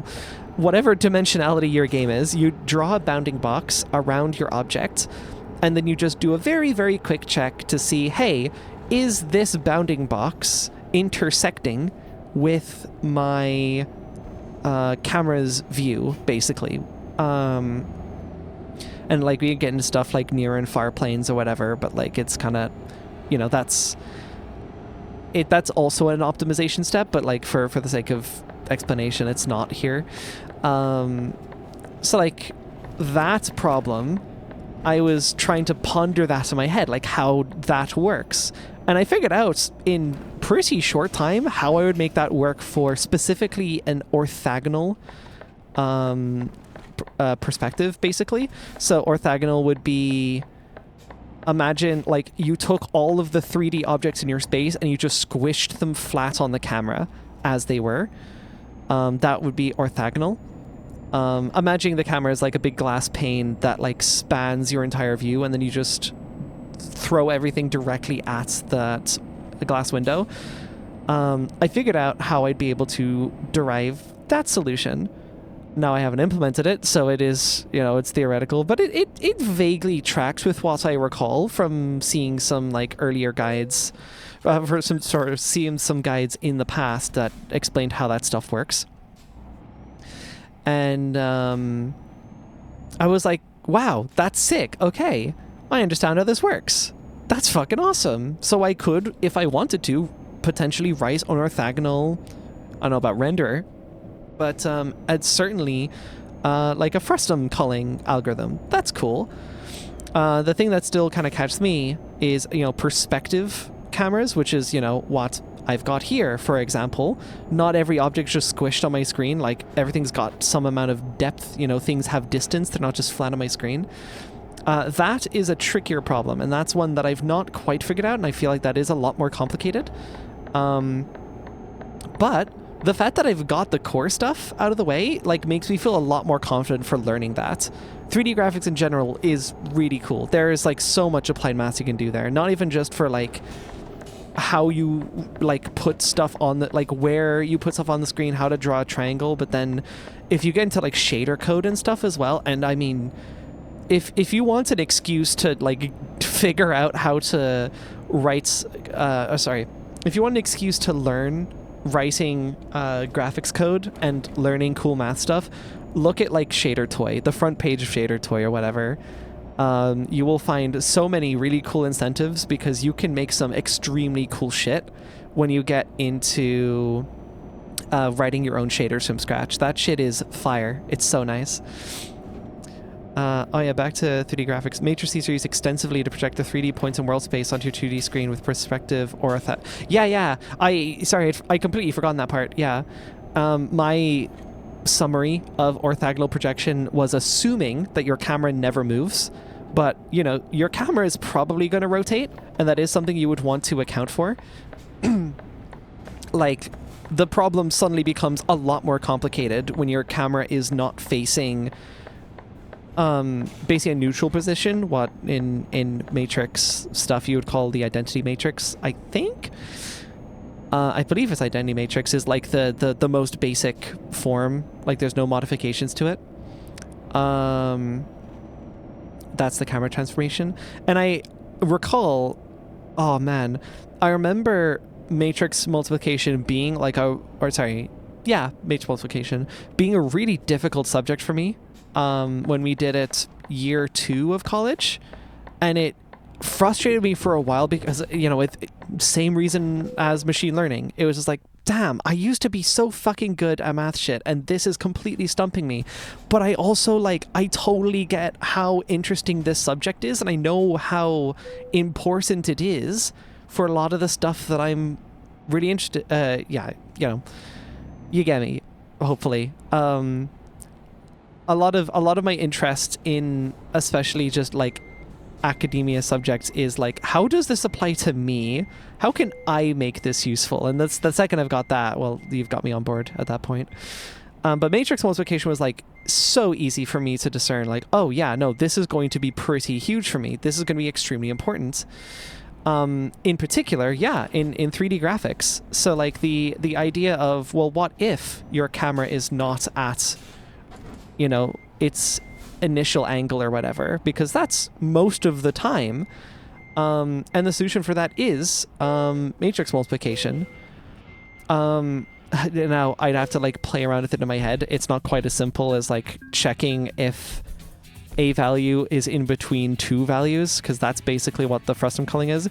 But like basically coaxing a point. Oh, perfect. You just got to ship it right over there. That's perfect for me. Thank you very much. Where are you? Is that you? Yeah, it's this one. Okay, cool. Yeah, I don't remember the exact way that it works, but I do know that you use matrix multiplication to essentially alter the transformation of the object. You essentially move it from world space coordinates to like viewport coordinates, basically. And then now that your object is just in this like super easy camera space, it's a lot more trivial to then do that bounce check. The thing for me is like, yeah, the perspective bounce check is more complicated, because your viewport isn't just like a box, basically. It's like, it's got angles to it. And that's the part that kind of stumps me, but it is something that I would like to learn because that would be pretty sick. I think in a lot of game engines, the world moves around the camera in the rendering code to make the math easier. Yeah, that's the way I understand it as well. Like in processing stuff, so the way I would put it in my head is like the CPU world or the GPU world. CPU is like preparing the world in such a way that makes it really easy for the GPU to just do its thing. And you can offload various calculations one way or the other, but generally speaking... Oh, and I was just about to cross the speed limit thing. Whatever, it's fine. But yeah, in CPU space, it's perfectly fine to just go, well, you know, players just moving along the x-axis in the world, so we'll just do that. But of course, for things like perspective, for any form of like camera viewport rendering or whatever, yeah, you do want to make sure that for your rendering, the objects are, even just for that render pass, they are moved into basically that coordinate space, because it does make those calculations quite a bit easier. The reason I'm getting into electrical engineering is because I can use it in my personal life for my modular synth project. I genuinely, this was in secondary school, we had like basically an engineering class, and we were... I don't think we actually were in the end able to work on our own projects. I think I'd ended up having to switch to another class or something for like stupid scheduling reasons, actually. They weren't able to essentially fulfill a class timetable for me that would actually work. Probably just gone for the other, but it's fine. It's whatever. But yeah, something I wanted to do was just make like a super simple... I'm tired again? I mean, I suppose a whole day cycle has gone by, hasn't it? Okay, how far am I? Not confidence inspiring. What's my time? 8:23, you want it here by the end of the night? Oh yeah, sure, bud, sure. Let me just park up here and get those Z's in real quick. Yeah, it's not going to take me any time at all. I'll totally take the old nap. Yeah, the in-game rain is really nice. Unfortunately, I keep fucking sleeping through it because I have to. Anyways. Yeah, 3D rendering. Oh my god. Like, there's so much shit in there. Like, Another thing I'd love to do is just read fucking books. I used to be a massive book reader when I was really, really young, but I guess because applied applied skills projects really took hold for me. I read books basically never nowadays, and I'm usually reading articles or documentation or something. So it's not like I don't read at all. I know how to read. That's not a problem. But the relaxing sit down with a good book or whatever, and then just being able to like tune out from everything else. Because when I'm reading an article, I might feel very tempted to do something else because I'm at a device that can do so many other things, and you kind of feel that itch. But if I just like sit in a corner of my room with just a book and that's it, like I'm probably fine to just read for ages. And I've thought for a while, it's like, yeah, what kind of books would I like to get? And I feel like a lot of them would be more just like research into interesting skills. Maybe some autobiographies of people whose lives I find particularly interesting. I think like Linus Torvalds could be an interesting one. I don't think Gabe Newell has an autobiography, but if that ever happens, I'll probably get that as well. He is an interesting fellow. There was a helicopter above on that. Holy shit. I'll never get over how when I was at school, I got thrown into AP Human Geography first year of high school wholly because of my reading level. What? That sucks. I was reading at a 9th grade level in 5th grade. Yeah, no, I was reading crazy shit. I was doing, what my mom loves to tell me this story about how we used to be on like long car trips, and I'd just be set up with like an adult level Sudoku book. And I'd just be there in the back of the car with a pencil and Sudoku, and I'd just be grinding my fucking Sudoku puzzles. And it's so funny how that's like, I'd basically entirely forgotten, to be honest. Like, I had no recollection of even playing Sudoku, much less being good at it. But like now that it's been recalled for me, I'm like, oh yeah. No, I remember now. So it was actually when I was doing internship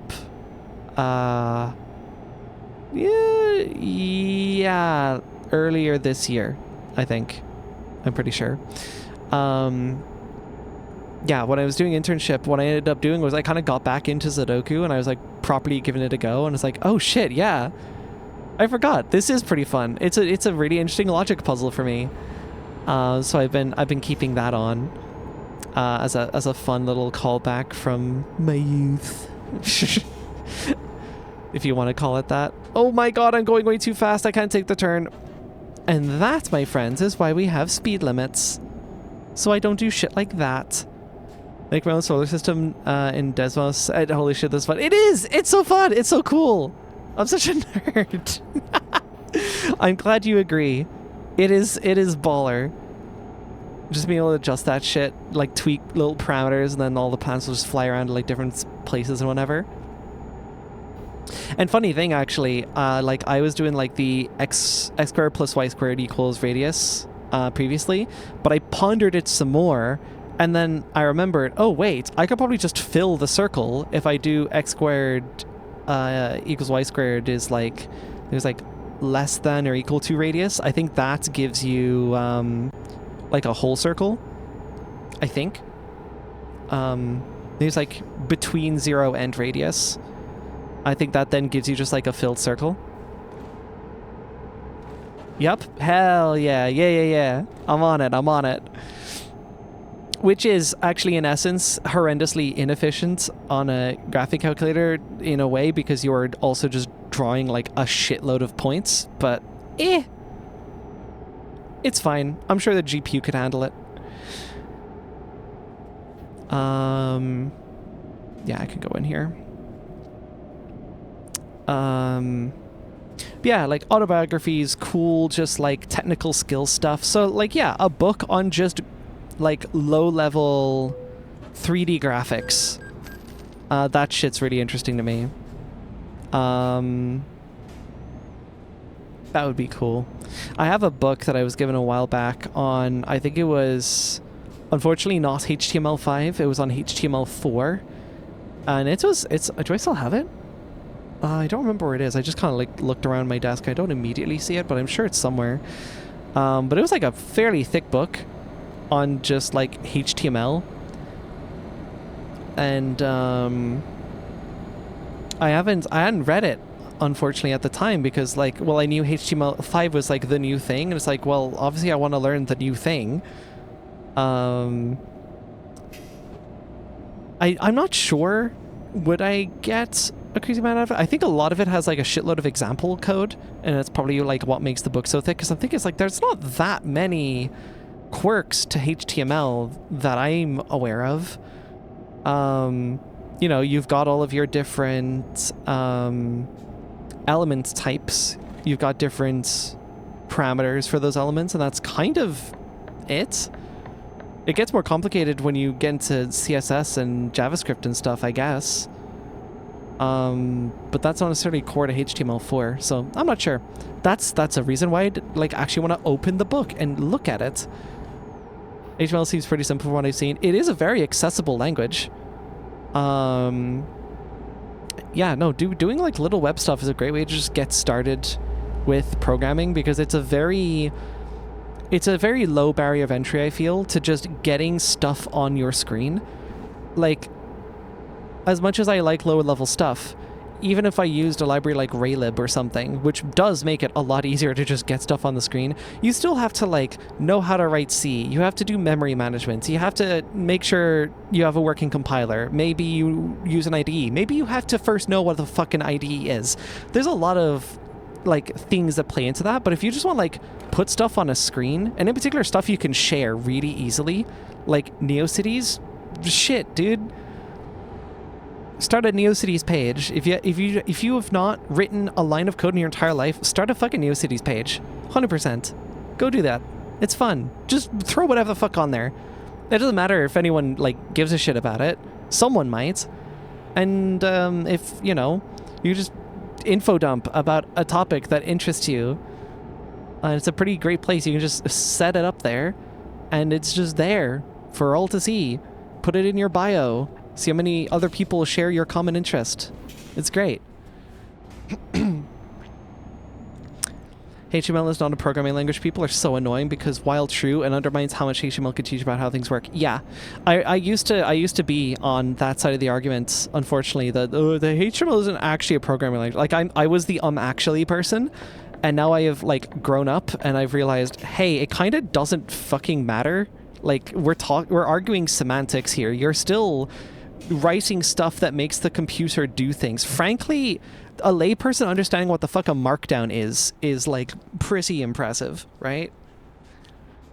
And HTML is basically just like markdown, but a bit more complex and for web pages, the way that I see it. Like they're all, I don't like the difference between markup and markdown. Again, that's more of a semantics argument for me as well that I don't really care about. But like, yeah, especially if you're just fucking starting. Like, yeah, just write a website, learn HTML. Worry about JavaScript later. Your shit doesn't need to be interactive right away. You can still make like links to other pages clickable without JavaScript. You don't need to make it pretty either. You can learn CSS a bit later. Just like put content on the page, focus on the styling later, drop some images in there. When you do get into CSS, you'll probably have a lot of fun. You might make a site that in hindsight looks really goofy. I know I did. I've got some hilarious archives from way the fuck back. That's gonna fall over. Yeah. We just kind of are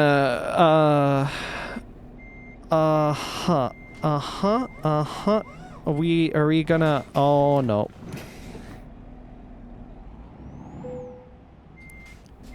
If you cannot start moving, maybe a differential lock could help you. Oh, that's nice. Oh, I'm bumping into that car. Oh, I'm bumping into that car. This is fine. That's not fine. I need to move. Excuse me while I fix this before I continue talking.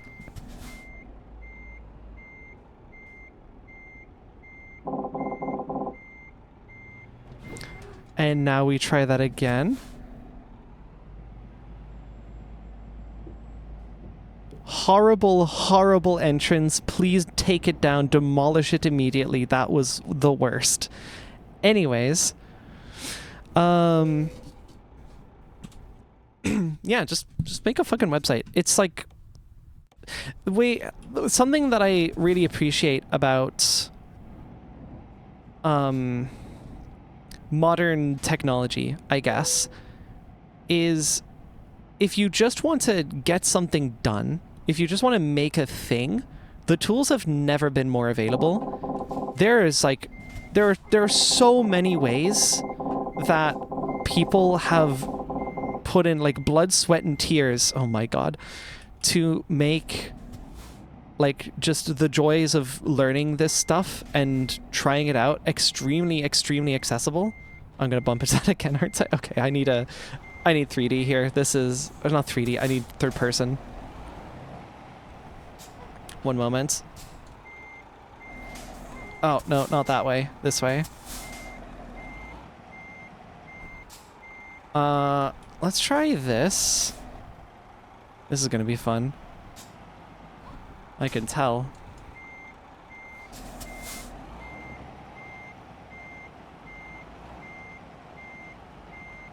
Yeah, as I was saying, there are so many people that have like put blood, sweat, and tears into making, just creating stuff on the internet and just anywhere really with computers as easy as fucking possible. Like the democratization of creativity software is something that I am very passionate about, and I'm always delighted to see. It's like, oh, this free fucking creative software that anyone can just pick up and learn and use. I'm so cooked. Is like, you know, it's improving or whatever. There's an update to it that makes doing this thing easier, which is going to be great for like this kind of creative or whatever. Like there's so much cool shit like that that I love to see. It's always so nice seeing that kind of stuff, and I hope a lot of people take advantage of that, because like, fuck, dude, creating shit is so nice. I say from experience.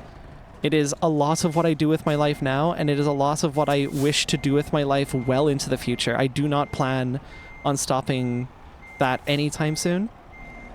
How I have not damaged this cargo yet is frankly a miracle. Oh my god. Yeah, you're not going anywhere? You want to reverse some more, do you? Yeah, sure, bud. Sure. We have at least reversed. That's... Or yeah, we've swapped directions. Probably a better way I could have done that. I've been in one of these fucking facilities before, and I remember parking here being a massive pain in the ass, and I am finding new and exciting ways to innovate in the field, we'll say. Okay, I need first person again because perspective is fucking me up. Anyways, yeah, democratization of creative software. And what is that complaining about there? Can I zoom? Do I have a zoom? What does it say? Air pressure too low. It's probably fine. It's probably okay. I'll probably ignore that.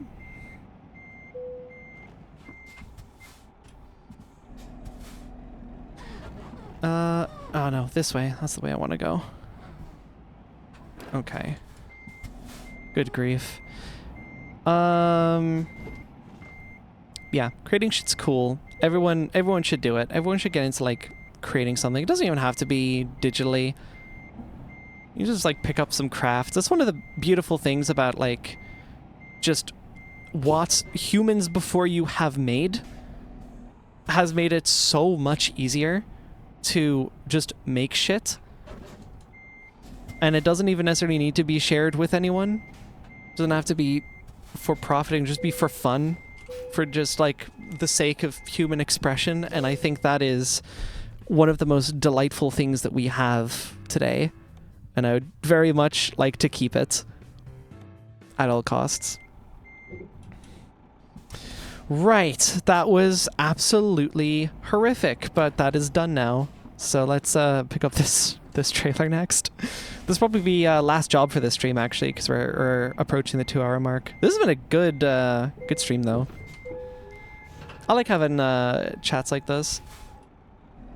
I've been told on a couple occasions now I should just do a fucking podcast, but that is what these streams effectively are.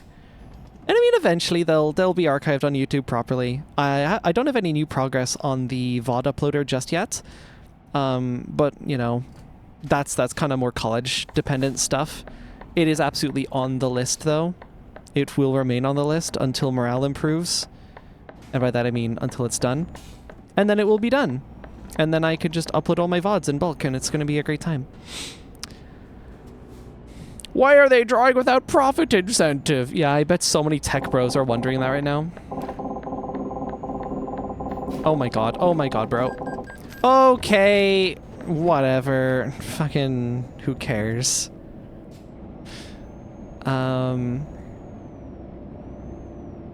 Horrible roundabouts. Where even am I anymore? Am I still in France? Where am I? I'm so lost. I am in France. Oh, I'm entering the highway. Yeah, sure, that's fine. Yeah, sorry, I've missed a whole bunch of messages in chat, so I apologize if I missed anything. I'm very deep in my ramblings, but I hope they are at least entertaining. And I hope, worst case scenario, y'all are, like, interacting with each other on that note. I remember remaking the entire Pokemon Red intro in just CSS. That's fucking fire. That is so cool. And that does sound like a very Julia thing to do, which I love. Oh, meowing? That's rad. I'm trucking. I love making. Doesn't matter what I'm making. As long as I'm making, I'm happy. Fucking hell yeah. That's... Oh, man. I mean, I risk getting political, but it has been said, and I do wholeheartedly agree with the sentiments. I feel fairly strongly that there has been a large push from more oppressive powers. And like you could pick the obvious answer is, what do you mean by oppressive powers? Like there's a number, it's not just one. There's a bunch of oppressive powers where like their whole shtick basically. My god, okay, maybe I do need the eco driving thing, because yeah, this low fuel thing is not gonna work long term. Am I just like not used to doing these long ass trips maybe? Yeah, I think I'm just used to doing way shorter routes. Oh, and I do ferry a bunch, don't I? Land is a factor, yeah. Either way. Is also the sands of time, but it fucked. I'm sure it did. I wholeheartedly believe that. But yeah, I do believe that there are... I feel strongly that there are oppressive powers where their main MO, their main method for... I guess... Man, I want to, like, talk about this without it sounding like I'm fucking George Orwell or something. But essentially, like, for oppressing the masses, or if you want to say control, and just something about that just sounds like slimy. Which, I mean, the practice is, but, like, also just, you know, it's like calling something a Black Mirror reference. It's kind of overplayed. But, like, yeah, in a lot of those cases... one of the big driving factors is like trying to kill the feeling of having agency, and a lot of that lands in like trying to kill creativity, because that is like one of the areas where despite everything else we have the most agency. It is in making things, and it's very much I mean, other species do create for sure. They do make art in some form or another. But especially for us, it is like such a core part of the human experience. Even if you don't, you know, if you do not identify as human yourself, like there's still elements to that. Like I'm sure you still love creating. I hope you do, because it is so like. It's so important. It's difficult to convey just how important I deem creating. That was a funny little noise. Artifacts of sapience. Yes, that's a good way of putting it. Yeah, it's such a core part of living. We'll put it that way. the act of living and thinking and being. Art is such a huge part of that. Just making is such a huge part of that. And I definitely feel like it has been a prime directive of oppressive powers to make us feel like we can't create, or we shouldn't be allowed to, or whatever we want to create is like not good or whatever, when really those things kind of don't fucking matter. Like these arbitrary guardrails or whatever. As Hollow Knight would meow, it's higher being. Ah.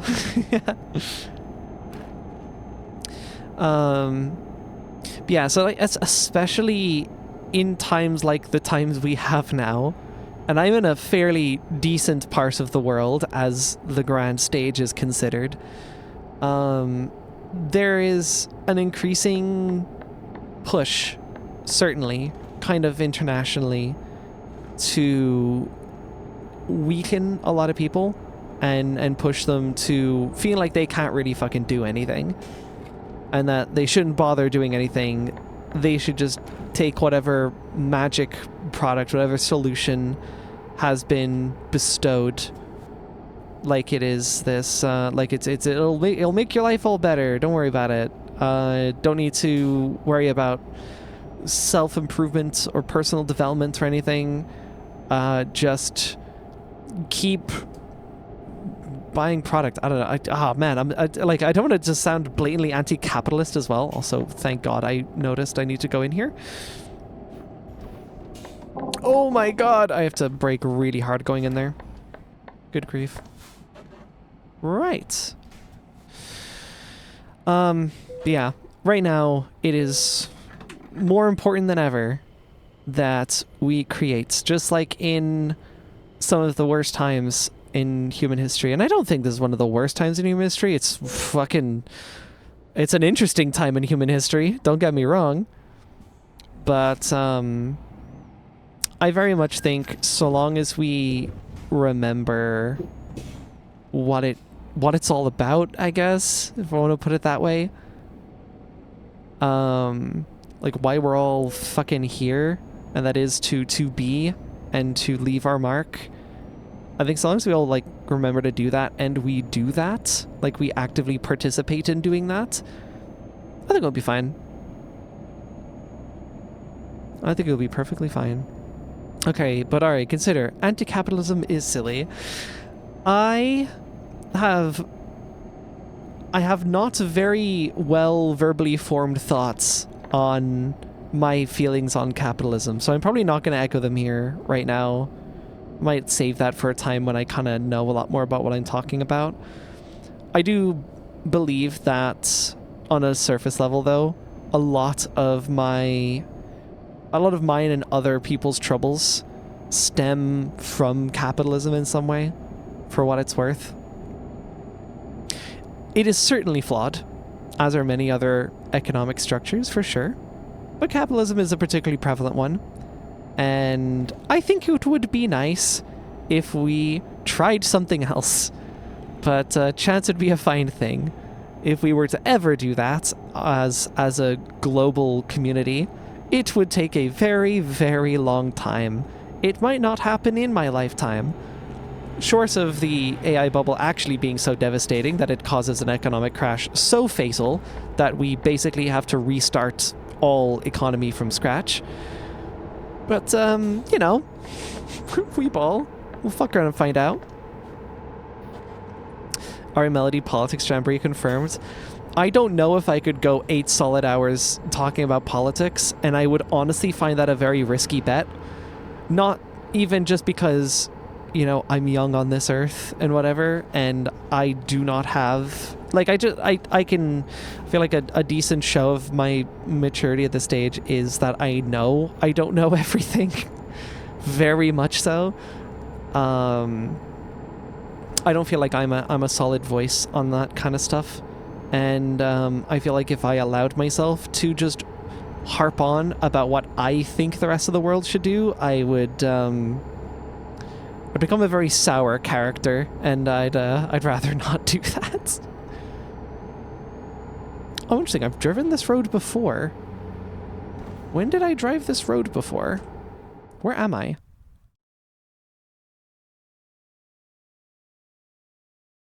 Wait. Oh, is this just a really awkward route into Lyon or something? Yeah, sure, I guess. Whatever. Oh, you got ahead? Alright, Tulpin. Have a good one. Bye-bye. Surely a system built on infinite growth above all else is perfectly sustainable and can satisfy everyone and leads to zero problems. Surely. Surely it does. Yeah, that's something that's annoyed me for fucking ages. That just, like, obsession with growth at any cost. It's like, yeah, but, like, we do actually run out of stuff eventually, right? Like, it's not fucking rocket science. It's at this point, we're getting into, like, basic addition and subtraction. If you keep subtracting for everyone else and adding to you, eventually you'll be the only one with anything.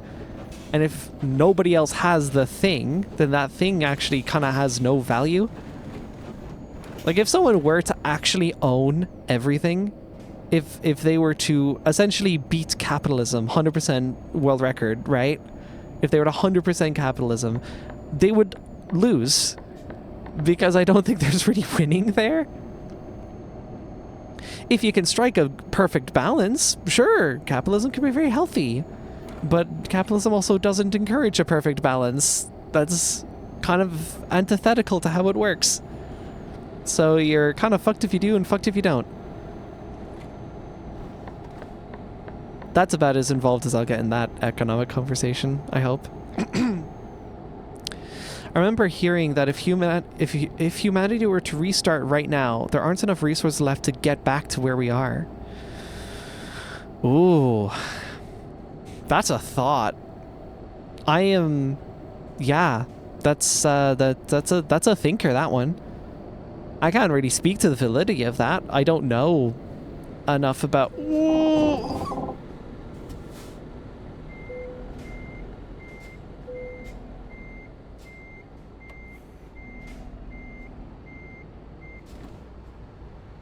That's fine. Honestly, I was more concerned that I'd break the toll gate and then I'd be, like, sent to prison or something. I can deal with a 3% damage on, like, my truck chassis or whatever. Yeah, interesting thought.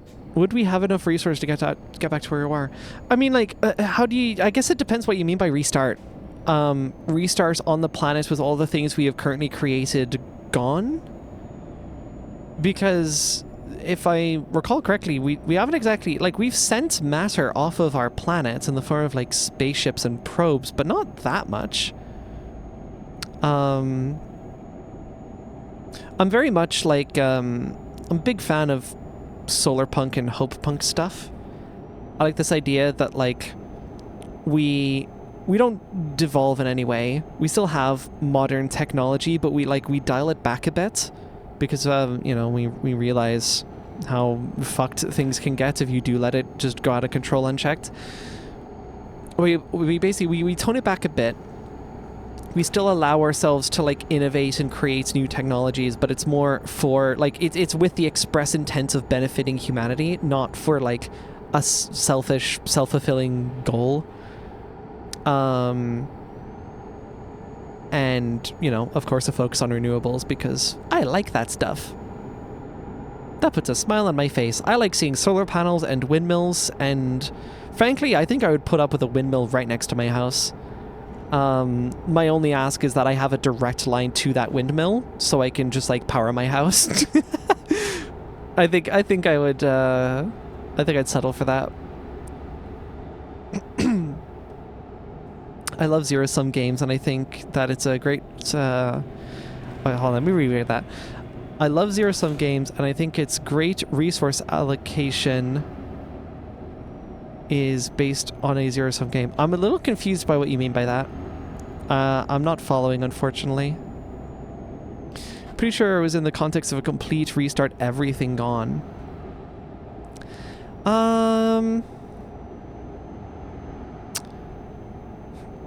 I'm still not entirely sure what that means.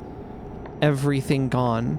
Because everything, like, oh man, we're arguing semantics here, but it's like, how everything?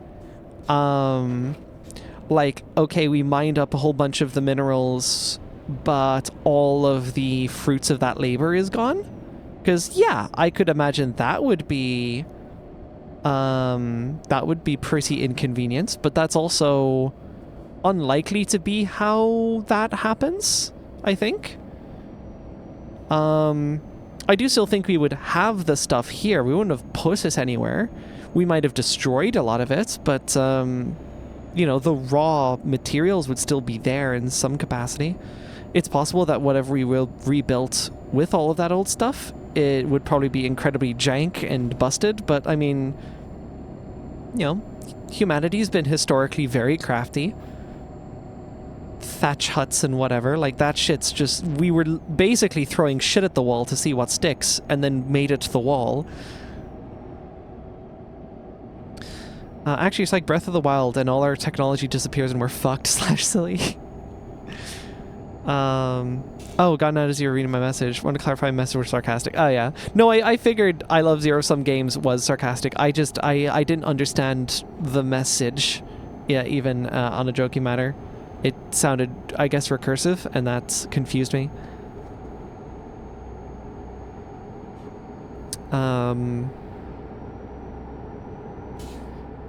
Yeah. I've had a lot of stuff on my mind in terms of, like, far future thinking.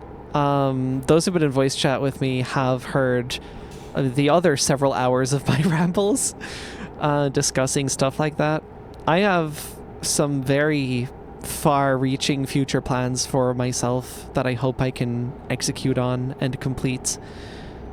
That I hope, my biggest hope, I think, is that whatever I do in the future, it doesn't just benefit me, it also benefits those around me, and if it can leave a lasting impact that benefits others, that's even better. I'm not really content.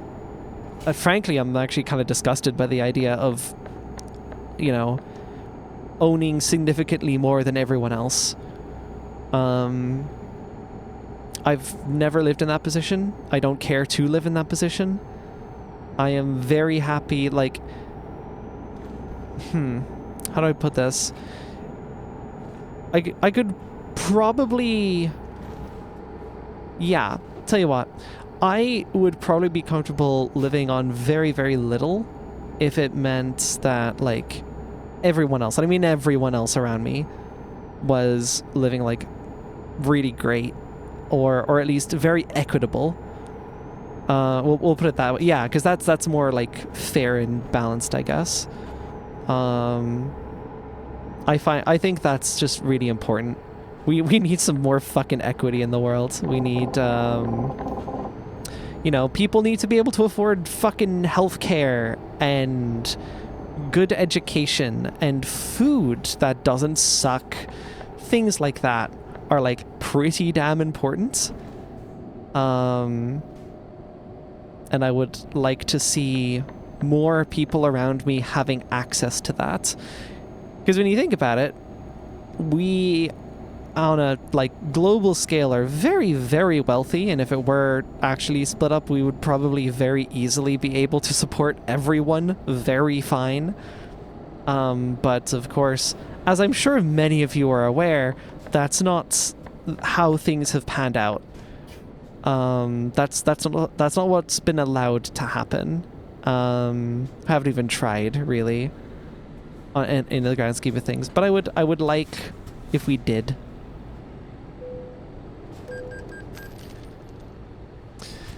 If I recall correctly, it was specifically posed as in a separate civilization starting after humanity was gone or something like that. Oh. I see. So, like, if we all disappeared tomorrow and then another species rose in the aftermath and essentially was just trying to, like, pick up the pieces.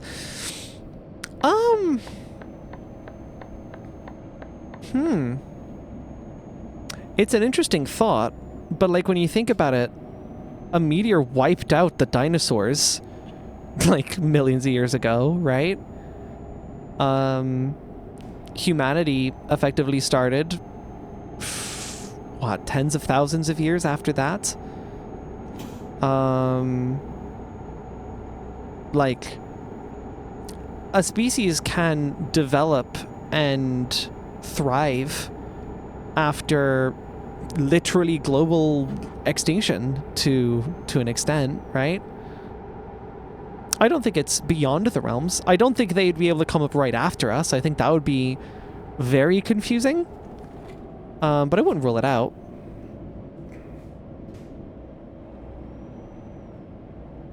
What is... Oh, it's another fucking toll.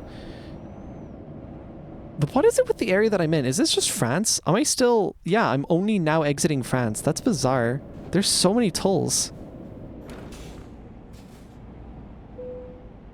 Start of toll road. P will be paid. P will be paid. No. P will be paid at the end of the toll road. Okay, cool. So I'm going through here, and then at the very end I pay.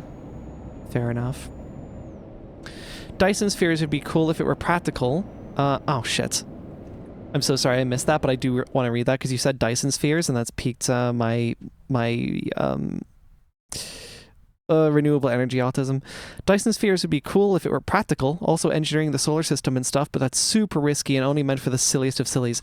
That, it is such a cool, like, sci-fi proposition, though. Not in our lifetime, I don't think. We are so far away from being that level of civilization, but to be able to, like, harness gravitational forces is, like, so fucking cool.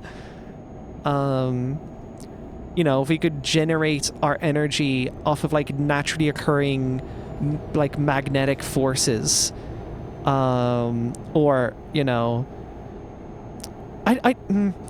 stuff like the Dyson sphere does confuse me, because the idea I have in my head is a thing that, like, essentially covers the sun. I don't think that's actually how it works, but it is a thought. If it was like almost like an extremely strong, like, metal mesh or something, that's like covered with solar panels, where it's like, okay, the sunlight can definitely still be seen through all of it, and we get crazy power out of it. That'd be cool. But, like, I don't know. Goddamn, I'm missing, like, lots of really interesting messages, so I want to go back to that. I want to eventually get into game dev as a career, as it's a nice intersection of my desire to create cool, fun, interesting shit, make art, and my desire to help others. I'm, like, in a very fucking similar position. It is super personally fulfilling because it is an intersect between basically all of my creative and just all of my disciplines, basically, that I'm, like, super into. And if I could use that in some way, even if it's just like the game helps a couple people, and or, you know, sales of the game can be used to, like, really help the people around me who I've contracted or employed, that would be super cool to me. I think I produce, like, enough food to feed, like, 11 billion people or something crazy. Oh yeah, no, we are a global society of abundance, but it is not distributed properly, not even remotely close. It'd be funny to see the sapient birds that take our place try to figure out how the fuck our technology works. Yeah, successor species of birds would be rad. I'd love to see that. The dinosaurs were wiped out, roughly 60 million years ago, and humanity, specifically the genus, not our specific species, came around about 2 million years ago or so. Yeah, I find Kurzgesagt's take on like human history's actual beginning being really interesting, because, like, our calendar is traditionally, like, you know, the year is 2025, and all of us generally agree on that. But I really like how they do, I think, is it did they do like 12,025? Is that how it is? I think they, like, extended human history by, like, 10,000 years, because there are still so many other things that we did before that, like, year zero on the calendar. And I think that's really cool. We could throw together a Dyson swarm if you're willing to sacrifice Mercury and wait hundreds of years. Sacrifice Mercury? That sounds like removing North Carolina or some shit like that. Really funny. Oops. I feel like we could also make a fusion reactor shell around the sun, maybe, and just boil a ton of water for steam power with that. My main thing would be, like, the sun needs to still be visible. That's, like, critical to me. Like, that's another thing of, like, the sapient... We'll call it the Earthling experience, because that's, you know, pretty core to us. But also, you know, most planets that exist have a sun that they can see. Being able to, like, enjoy your sun is, like, a pretty big part of being a living creature in our universe, our known universe anyway. So I wouldn't want to sacrifice that by any means. Uh-huh, yeah. I getcha, I understand.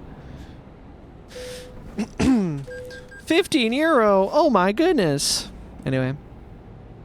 It always comes back to boiling water. It is one of my favorite facts about just energy and, like, the history of human energy production. The fact that we've gone from, like, fucking, not even coal power. The fact that we've gone from, like, Neolithic eras of humanity where, like, we would fire up stones on a campfire, basic on a wood fire, and we just dump them in water so that we could boil it, so that we could cook our food in it. Like, everything has come down to boiling water, all the way up to, you know, we're harnessing, like, extremely powerful features of the laws of physics just to, like, boil some more water better. I love that. I adore it. It's so funny. And it's one of those things that actually, like, that gets me interested in learning about energy production. I don't think I would have a career in energy production, but it would be interesting. Actually, you know what? I have, I've taken some interest into the, I guess, the current day in the life, not day in the life necessarily, but the current just general life of Gabe Newell, because of course. Valve's been on my radar recently because of their hardware announcements, but then also just, like, the story of Valve is really interesting. They are a company that just, like, I don't know if they could... I don't know if someone could make another Valve today. I don't think they could, like, carbon copy it. I don't think it would work. I think with a lot of time, with a very different story, a very different pathway to getting there, achieving even a fraction of what Valve do is possible, but it would be a lot of work. Because you keep in mind, like, the backstory of Gabe is, like, he worked at Microsoft for 10 years prior, and they got, like, basically, like, millionaire status off of, like, really nice stock options when Microsoft was, like, a baby company. Now, unless you were, like, working at the one, like, AI tech startup that, like, actually worked, and, you know, your employers just really generously gave you a really nice stock option or something, like, yeah, no, you're probably not getting that background. Yeah, I find the company kind of fascinating for the little that I know of it, of the internals, but in particular, just the kind of stuff that Gabe's up to when he's not doing Valve stuff is also kind of interesting. Like, did y'all know he's talked about this in interviews, especially regarding gaming stuff. He's like researching Imperator? I don't know what that means. I'll have to look at that achievement later. Yes, I know, I'm getting tired. I have to deliver the fucking package though first. Chill out. Yeah, he's getting into, like, brain... Oh, I didn't know that was red. My bad. Sorry. He's looking into, like, brain-computer interfaces with a whole bunch of people at... I don't remember what the company is called, unfortunately, but it's, like, pretty cool. Hi, Mia! Welcome! Thank you for the raid. Holy shit. Awesome. Thank you. But yeah, Gabe's looking into, like, brain-computer interfaces and shit, and in his off time, he's apparently gotten really into marine life, and he's, like, part of this very well-funded company, probably a lot out of his pocket, that's getting super into, like, deep sea exploration. The way one person worded it is basically exploring parts of the ocean that we understand less than outer space, which is, yeah, no, the the underworld of the sea is such a fucking crazy place.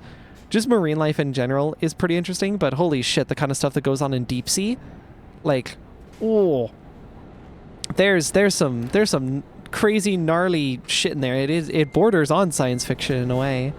It's super cool. No, I need to spin this way. That's not gonna work. I know. Oh, come on, hold it together. Hold it together. We're just gonna get this trailer in without crashing it. Not at that angle, though. Oh, wait. Was that... That was good? Hold on. Okay, I'm gonna make a little less skew at least. But yeah, he's getting into, like, brain-computer interfaces and, like, marine exploration. Deep-sea marine exploration. And that shit's, like, just cool. And you could tell us, like, he's just, like, really into this shit. And he's got a lot of money, so he's just, like, kind of getting into that research. And that is stuff that could be super beneficial. Actually... probably not going to take a job. Well, I'll take the job, but I'm going to sleep first. Wait, because I've taken the job. I don't think I've taken. I think because I haven't taken the trailer yet, I might be fine to just like leave. I don't think I necessarily have to actually take it. I'm gonna park somewhere and end off the stream here. But yeah, like some things that I would find really interesting. If I were stinking rich, I would put a lot of it into like donations and stuff, because that is something that even though I don't currently have an income, I thankfully did save quite a bit from my internship that I did. So I've been, donating to open source projects and stuff that I find extremely useful and I would like to see get better. But if I were to fund like an industry, I would probably look a lot into the energy sector. That's something that would be interesting to me, because we all fucking use energy. If there were some like massive innovations in that space that like really benefit people, it would benefit, I think, almost everyone. So that would be cool. I would like to do that. But yeah. Is this not a good rest spot? Or... I'm sorry, are there specific trucks, like, parking spot? Oh, for fuck's sake! You're kidding me! I just got here! Leave me alone! This is fucking... These cars are pissing me off. Yeah, I found a place to rest. There we go. Thing about deep ocean stuff is, unlike space, we can't see it or observe from far away. Yeah, exactly. We gotta get up close and personal, and we don't know what the fuck's in there, so it's actually kind of fucking scary. It's cool though. Everything that I've seen about marine life, it is like aliens. It's another fucking planet. Those are creatures that just could not exist where we are, and it's deeply fascinating. Gabe Newell's the last paying random people to help their random interest billionaires. I hope not. Billionaire, I don't know, billionaires have a reputation. I think even if I did like donate shitloads of that money to like huge philanthropic efforts or something, like I wouldn't want to be a billionaire. Fucking making $1 million a year would set me for like lifetimes, I feel. I certainly would. Like, I don't want to live in anything more than, like, a nice house with, like, a dedicated studio room and, like, a nice living room and bedroom and kitchen. Like, oh, and bathroom. Bathroom's important. But, like, I don't need much more than that. I don't necessarily want much more than that. I almost fear excess because I know what excess can do to some people, and I find it very ugly and I don't want any part of it. It'd be cool to crack fusion, and its consequences on food production would be immense in a good way. Ooh, I never thought about fusion energy having an impact on food production? That's a new one to me. It's not even really that energy needs much innovation. The main problem is trying to get people to quit using fossil fuels and convince people that nuclear isn't evil and awful. Well, no, there are still developments. There are still some interesting ones. Renewable combustible fuel would be cool. it's currently not even close to being like consumer viable yet. Some airliners are like experimenting with it, but you have to pay out of your own pockets so that they use it. It's kind of annoying. But like, if that could be made better, if it was feasible, hopefully it is. The way that the little research I've done has told me that with current technology, it is unviable. But my thought is like, well, that's current technology, and there are still some people doing innovative stuff. So that'd be really cool to see.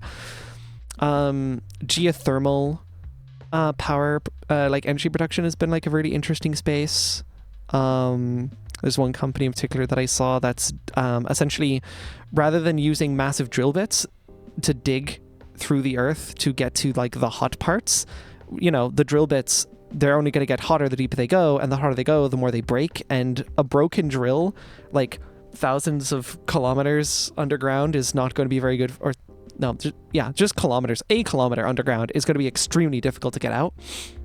So what this company is doing is like they're experimenting with lasers. They're just gonna like melt the ground, basically.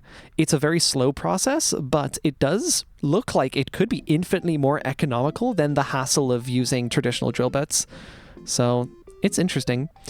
I think there is there's certainly room for innovation. Does it need it? Yeah, but I suppose you're right. We could already do so much if we just fucking moved to wind, solar, and nuclear, and hydroelectric. Frankly, just using the naturally occurring elements around you. Like, if you are a windy place, use windmills. If you have lots of naturally occurring water streams, use hydro. Like, it's not rocket science. And that's another thing that I love as well. When we were talking about how cool it would be to just like harness like fucking gravity as like one of the critical foundations of technology, right? That would be super cool. We can already make like really cool use of naturally occurring phenomena around us. You lean into your environment and you make the best of it. If you don't have wind very much and you don't have a whole lot of like running water, well, maybe you live on a big like nuclear or no, not nuclear site or whatever. You live somewhere where it's uranium, right? Yeah, you live on like a uranium deposit or something, and it's like abundant, and it could last you for thousands of years. And even after those thousands of years, uranium, so I've heard, is actually very, very renewable after it's been like quote unquote expended. It's mostly discarded after it's like expended like a certain safety threshold, but it can be refined from there to just be dumped back in to the system again. The problem, from what I hear, is that it's just not cost effective to do so compared to just digging up more uranium, which I argue that's a very coal centric problem. But it's certainly something that would keep a city, keep a whole country's lights on for, millennia. So it's really cool. A big home seems more of a hassle than a use. Like a mansion seems to take forever to clean. Yeah, I don't want to be anywhere fucking near a mansion, to be honest.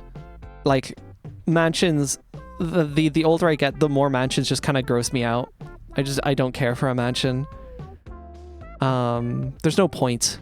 What are you doing with that? Unless you actually live with like dozens up to hundreds of people, you don't need a fucking mansion. And even then, like just build fucking apartments. You don't all need a house like that. With a lot of power, like from fusion, you could power towers that intensively grow food crops and vegetables. That's really interesting. Maybe I haven't looked enough into farming to understand how that works. I mostly only understand like traditional farming methods, and I mean on a surface level. I'm not aware of like power, like extensive amounts of power, like intensively growing food crops and vegetables. That sounds really fucking cool, but yeah, that's a new one for me. Although desalination probably isn't great for the environment as it is now, if it were ever necessary to support the population, fusion power would help a lot with that too, and make a lot more of the Earth habitable.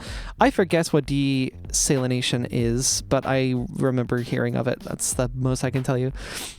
Interesting, though I'm not entirely sure what the reason for digging down that far. Oh, the further you dig into the Earth, the more natural heat there is. The Earth is a fusion reactor, basically, if you dig down far enough, and you could just, like, harness that. You are just taking the heat and once again boiling water with it. It's hilarious. Every fucking time. Fucking bravo water for being boilable. Hydropower is, in a sense, harnessing gravitational energy. It is! Yes, that is true. And it's very fucking cool. I love how raw it is. Like, coal to me just feels lazy. It's like, okay, yeah, we've been burning coal for ages. How about, like, you know, resourcefully using your environment, manipulating, harnessing your environment in a way that it just naturally acts. You're not taking anything away from anyone or anything. You're just, like, hooking onto it. It's very symbiotic.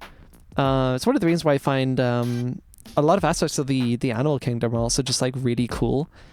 There's a lot of animals that, like, they might be ambivalent to each other, but they kind of, like, just help each other by just doing their thing.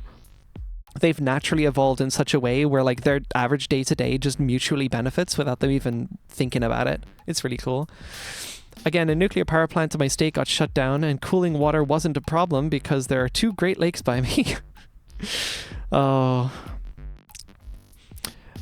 Dave's idea, swimming in the nuclear fuel rod cooling pools, which I've heard wouldn't kill you immediately, depending on the plant, I suppose. But from what I've heard, a lot of the time, that shit's submerged in so much water where you'd basically have to be, like, licking the exterior to actually, like, get anything bad out of it.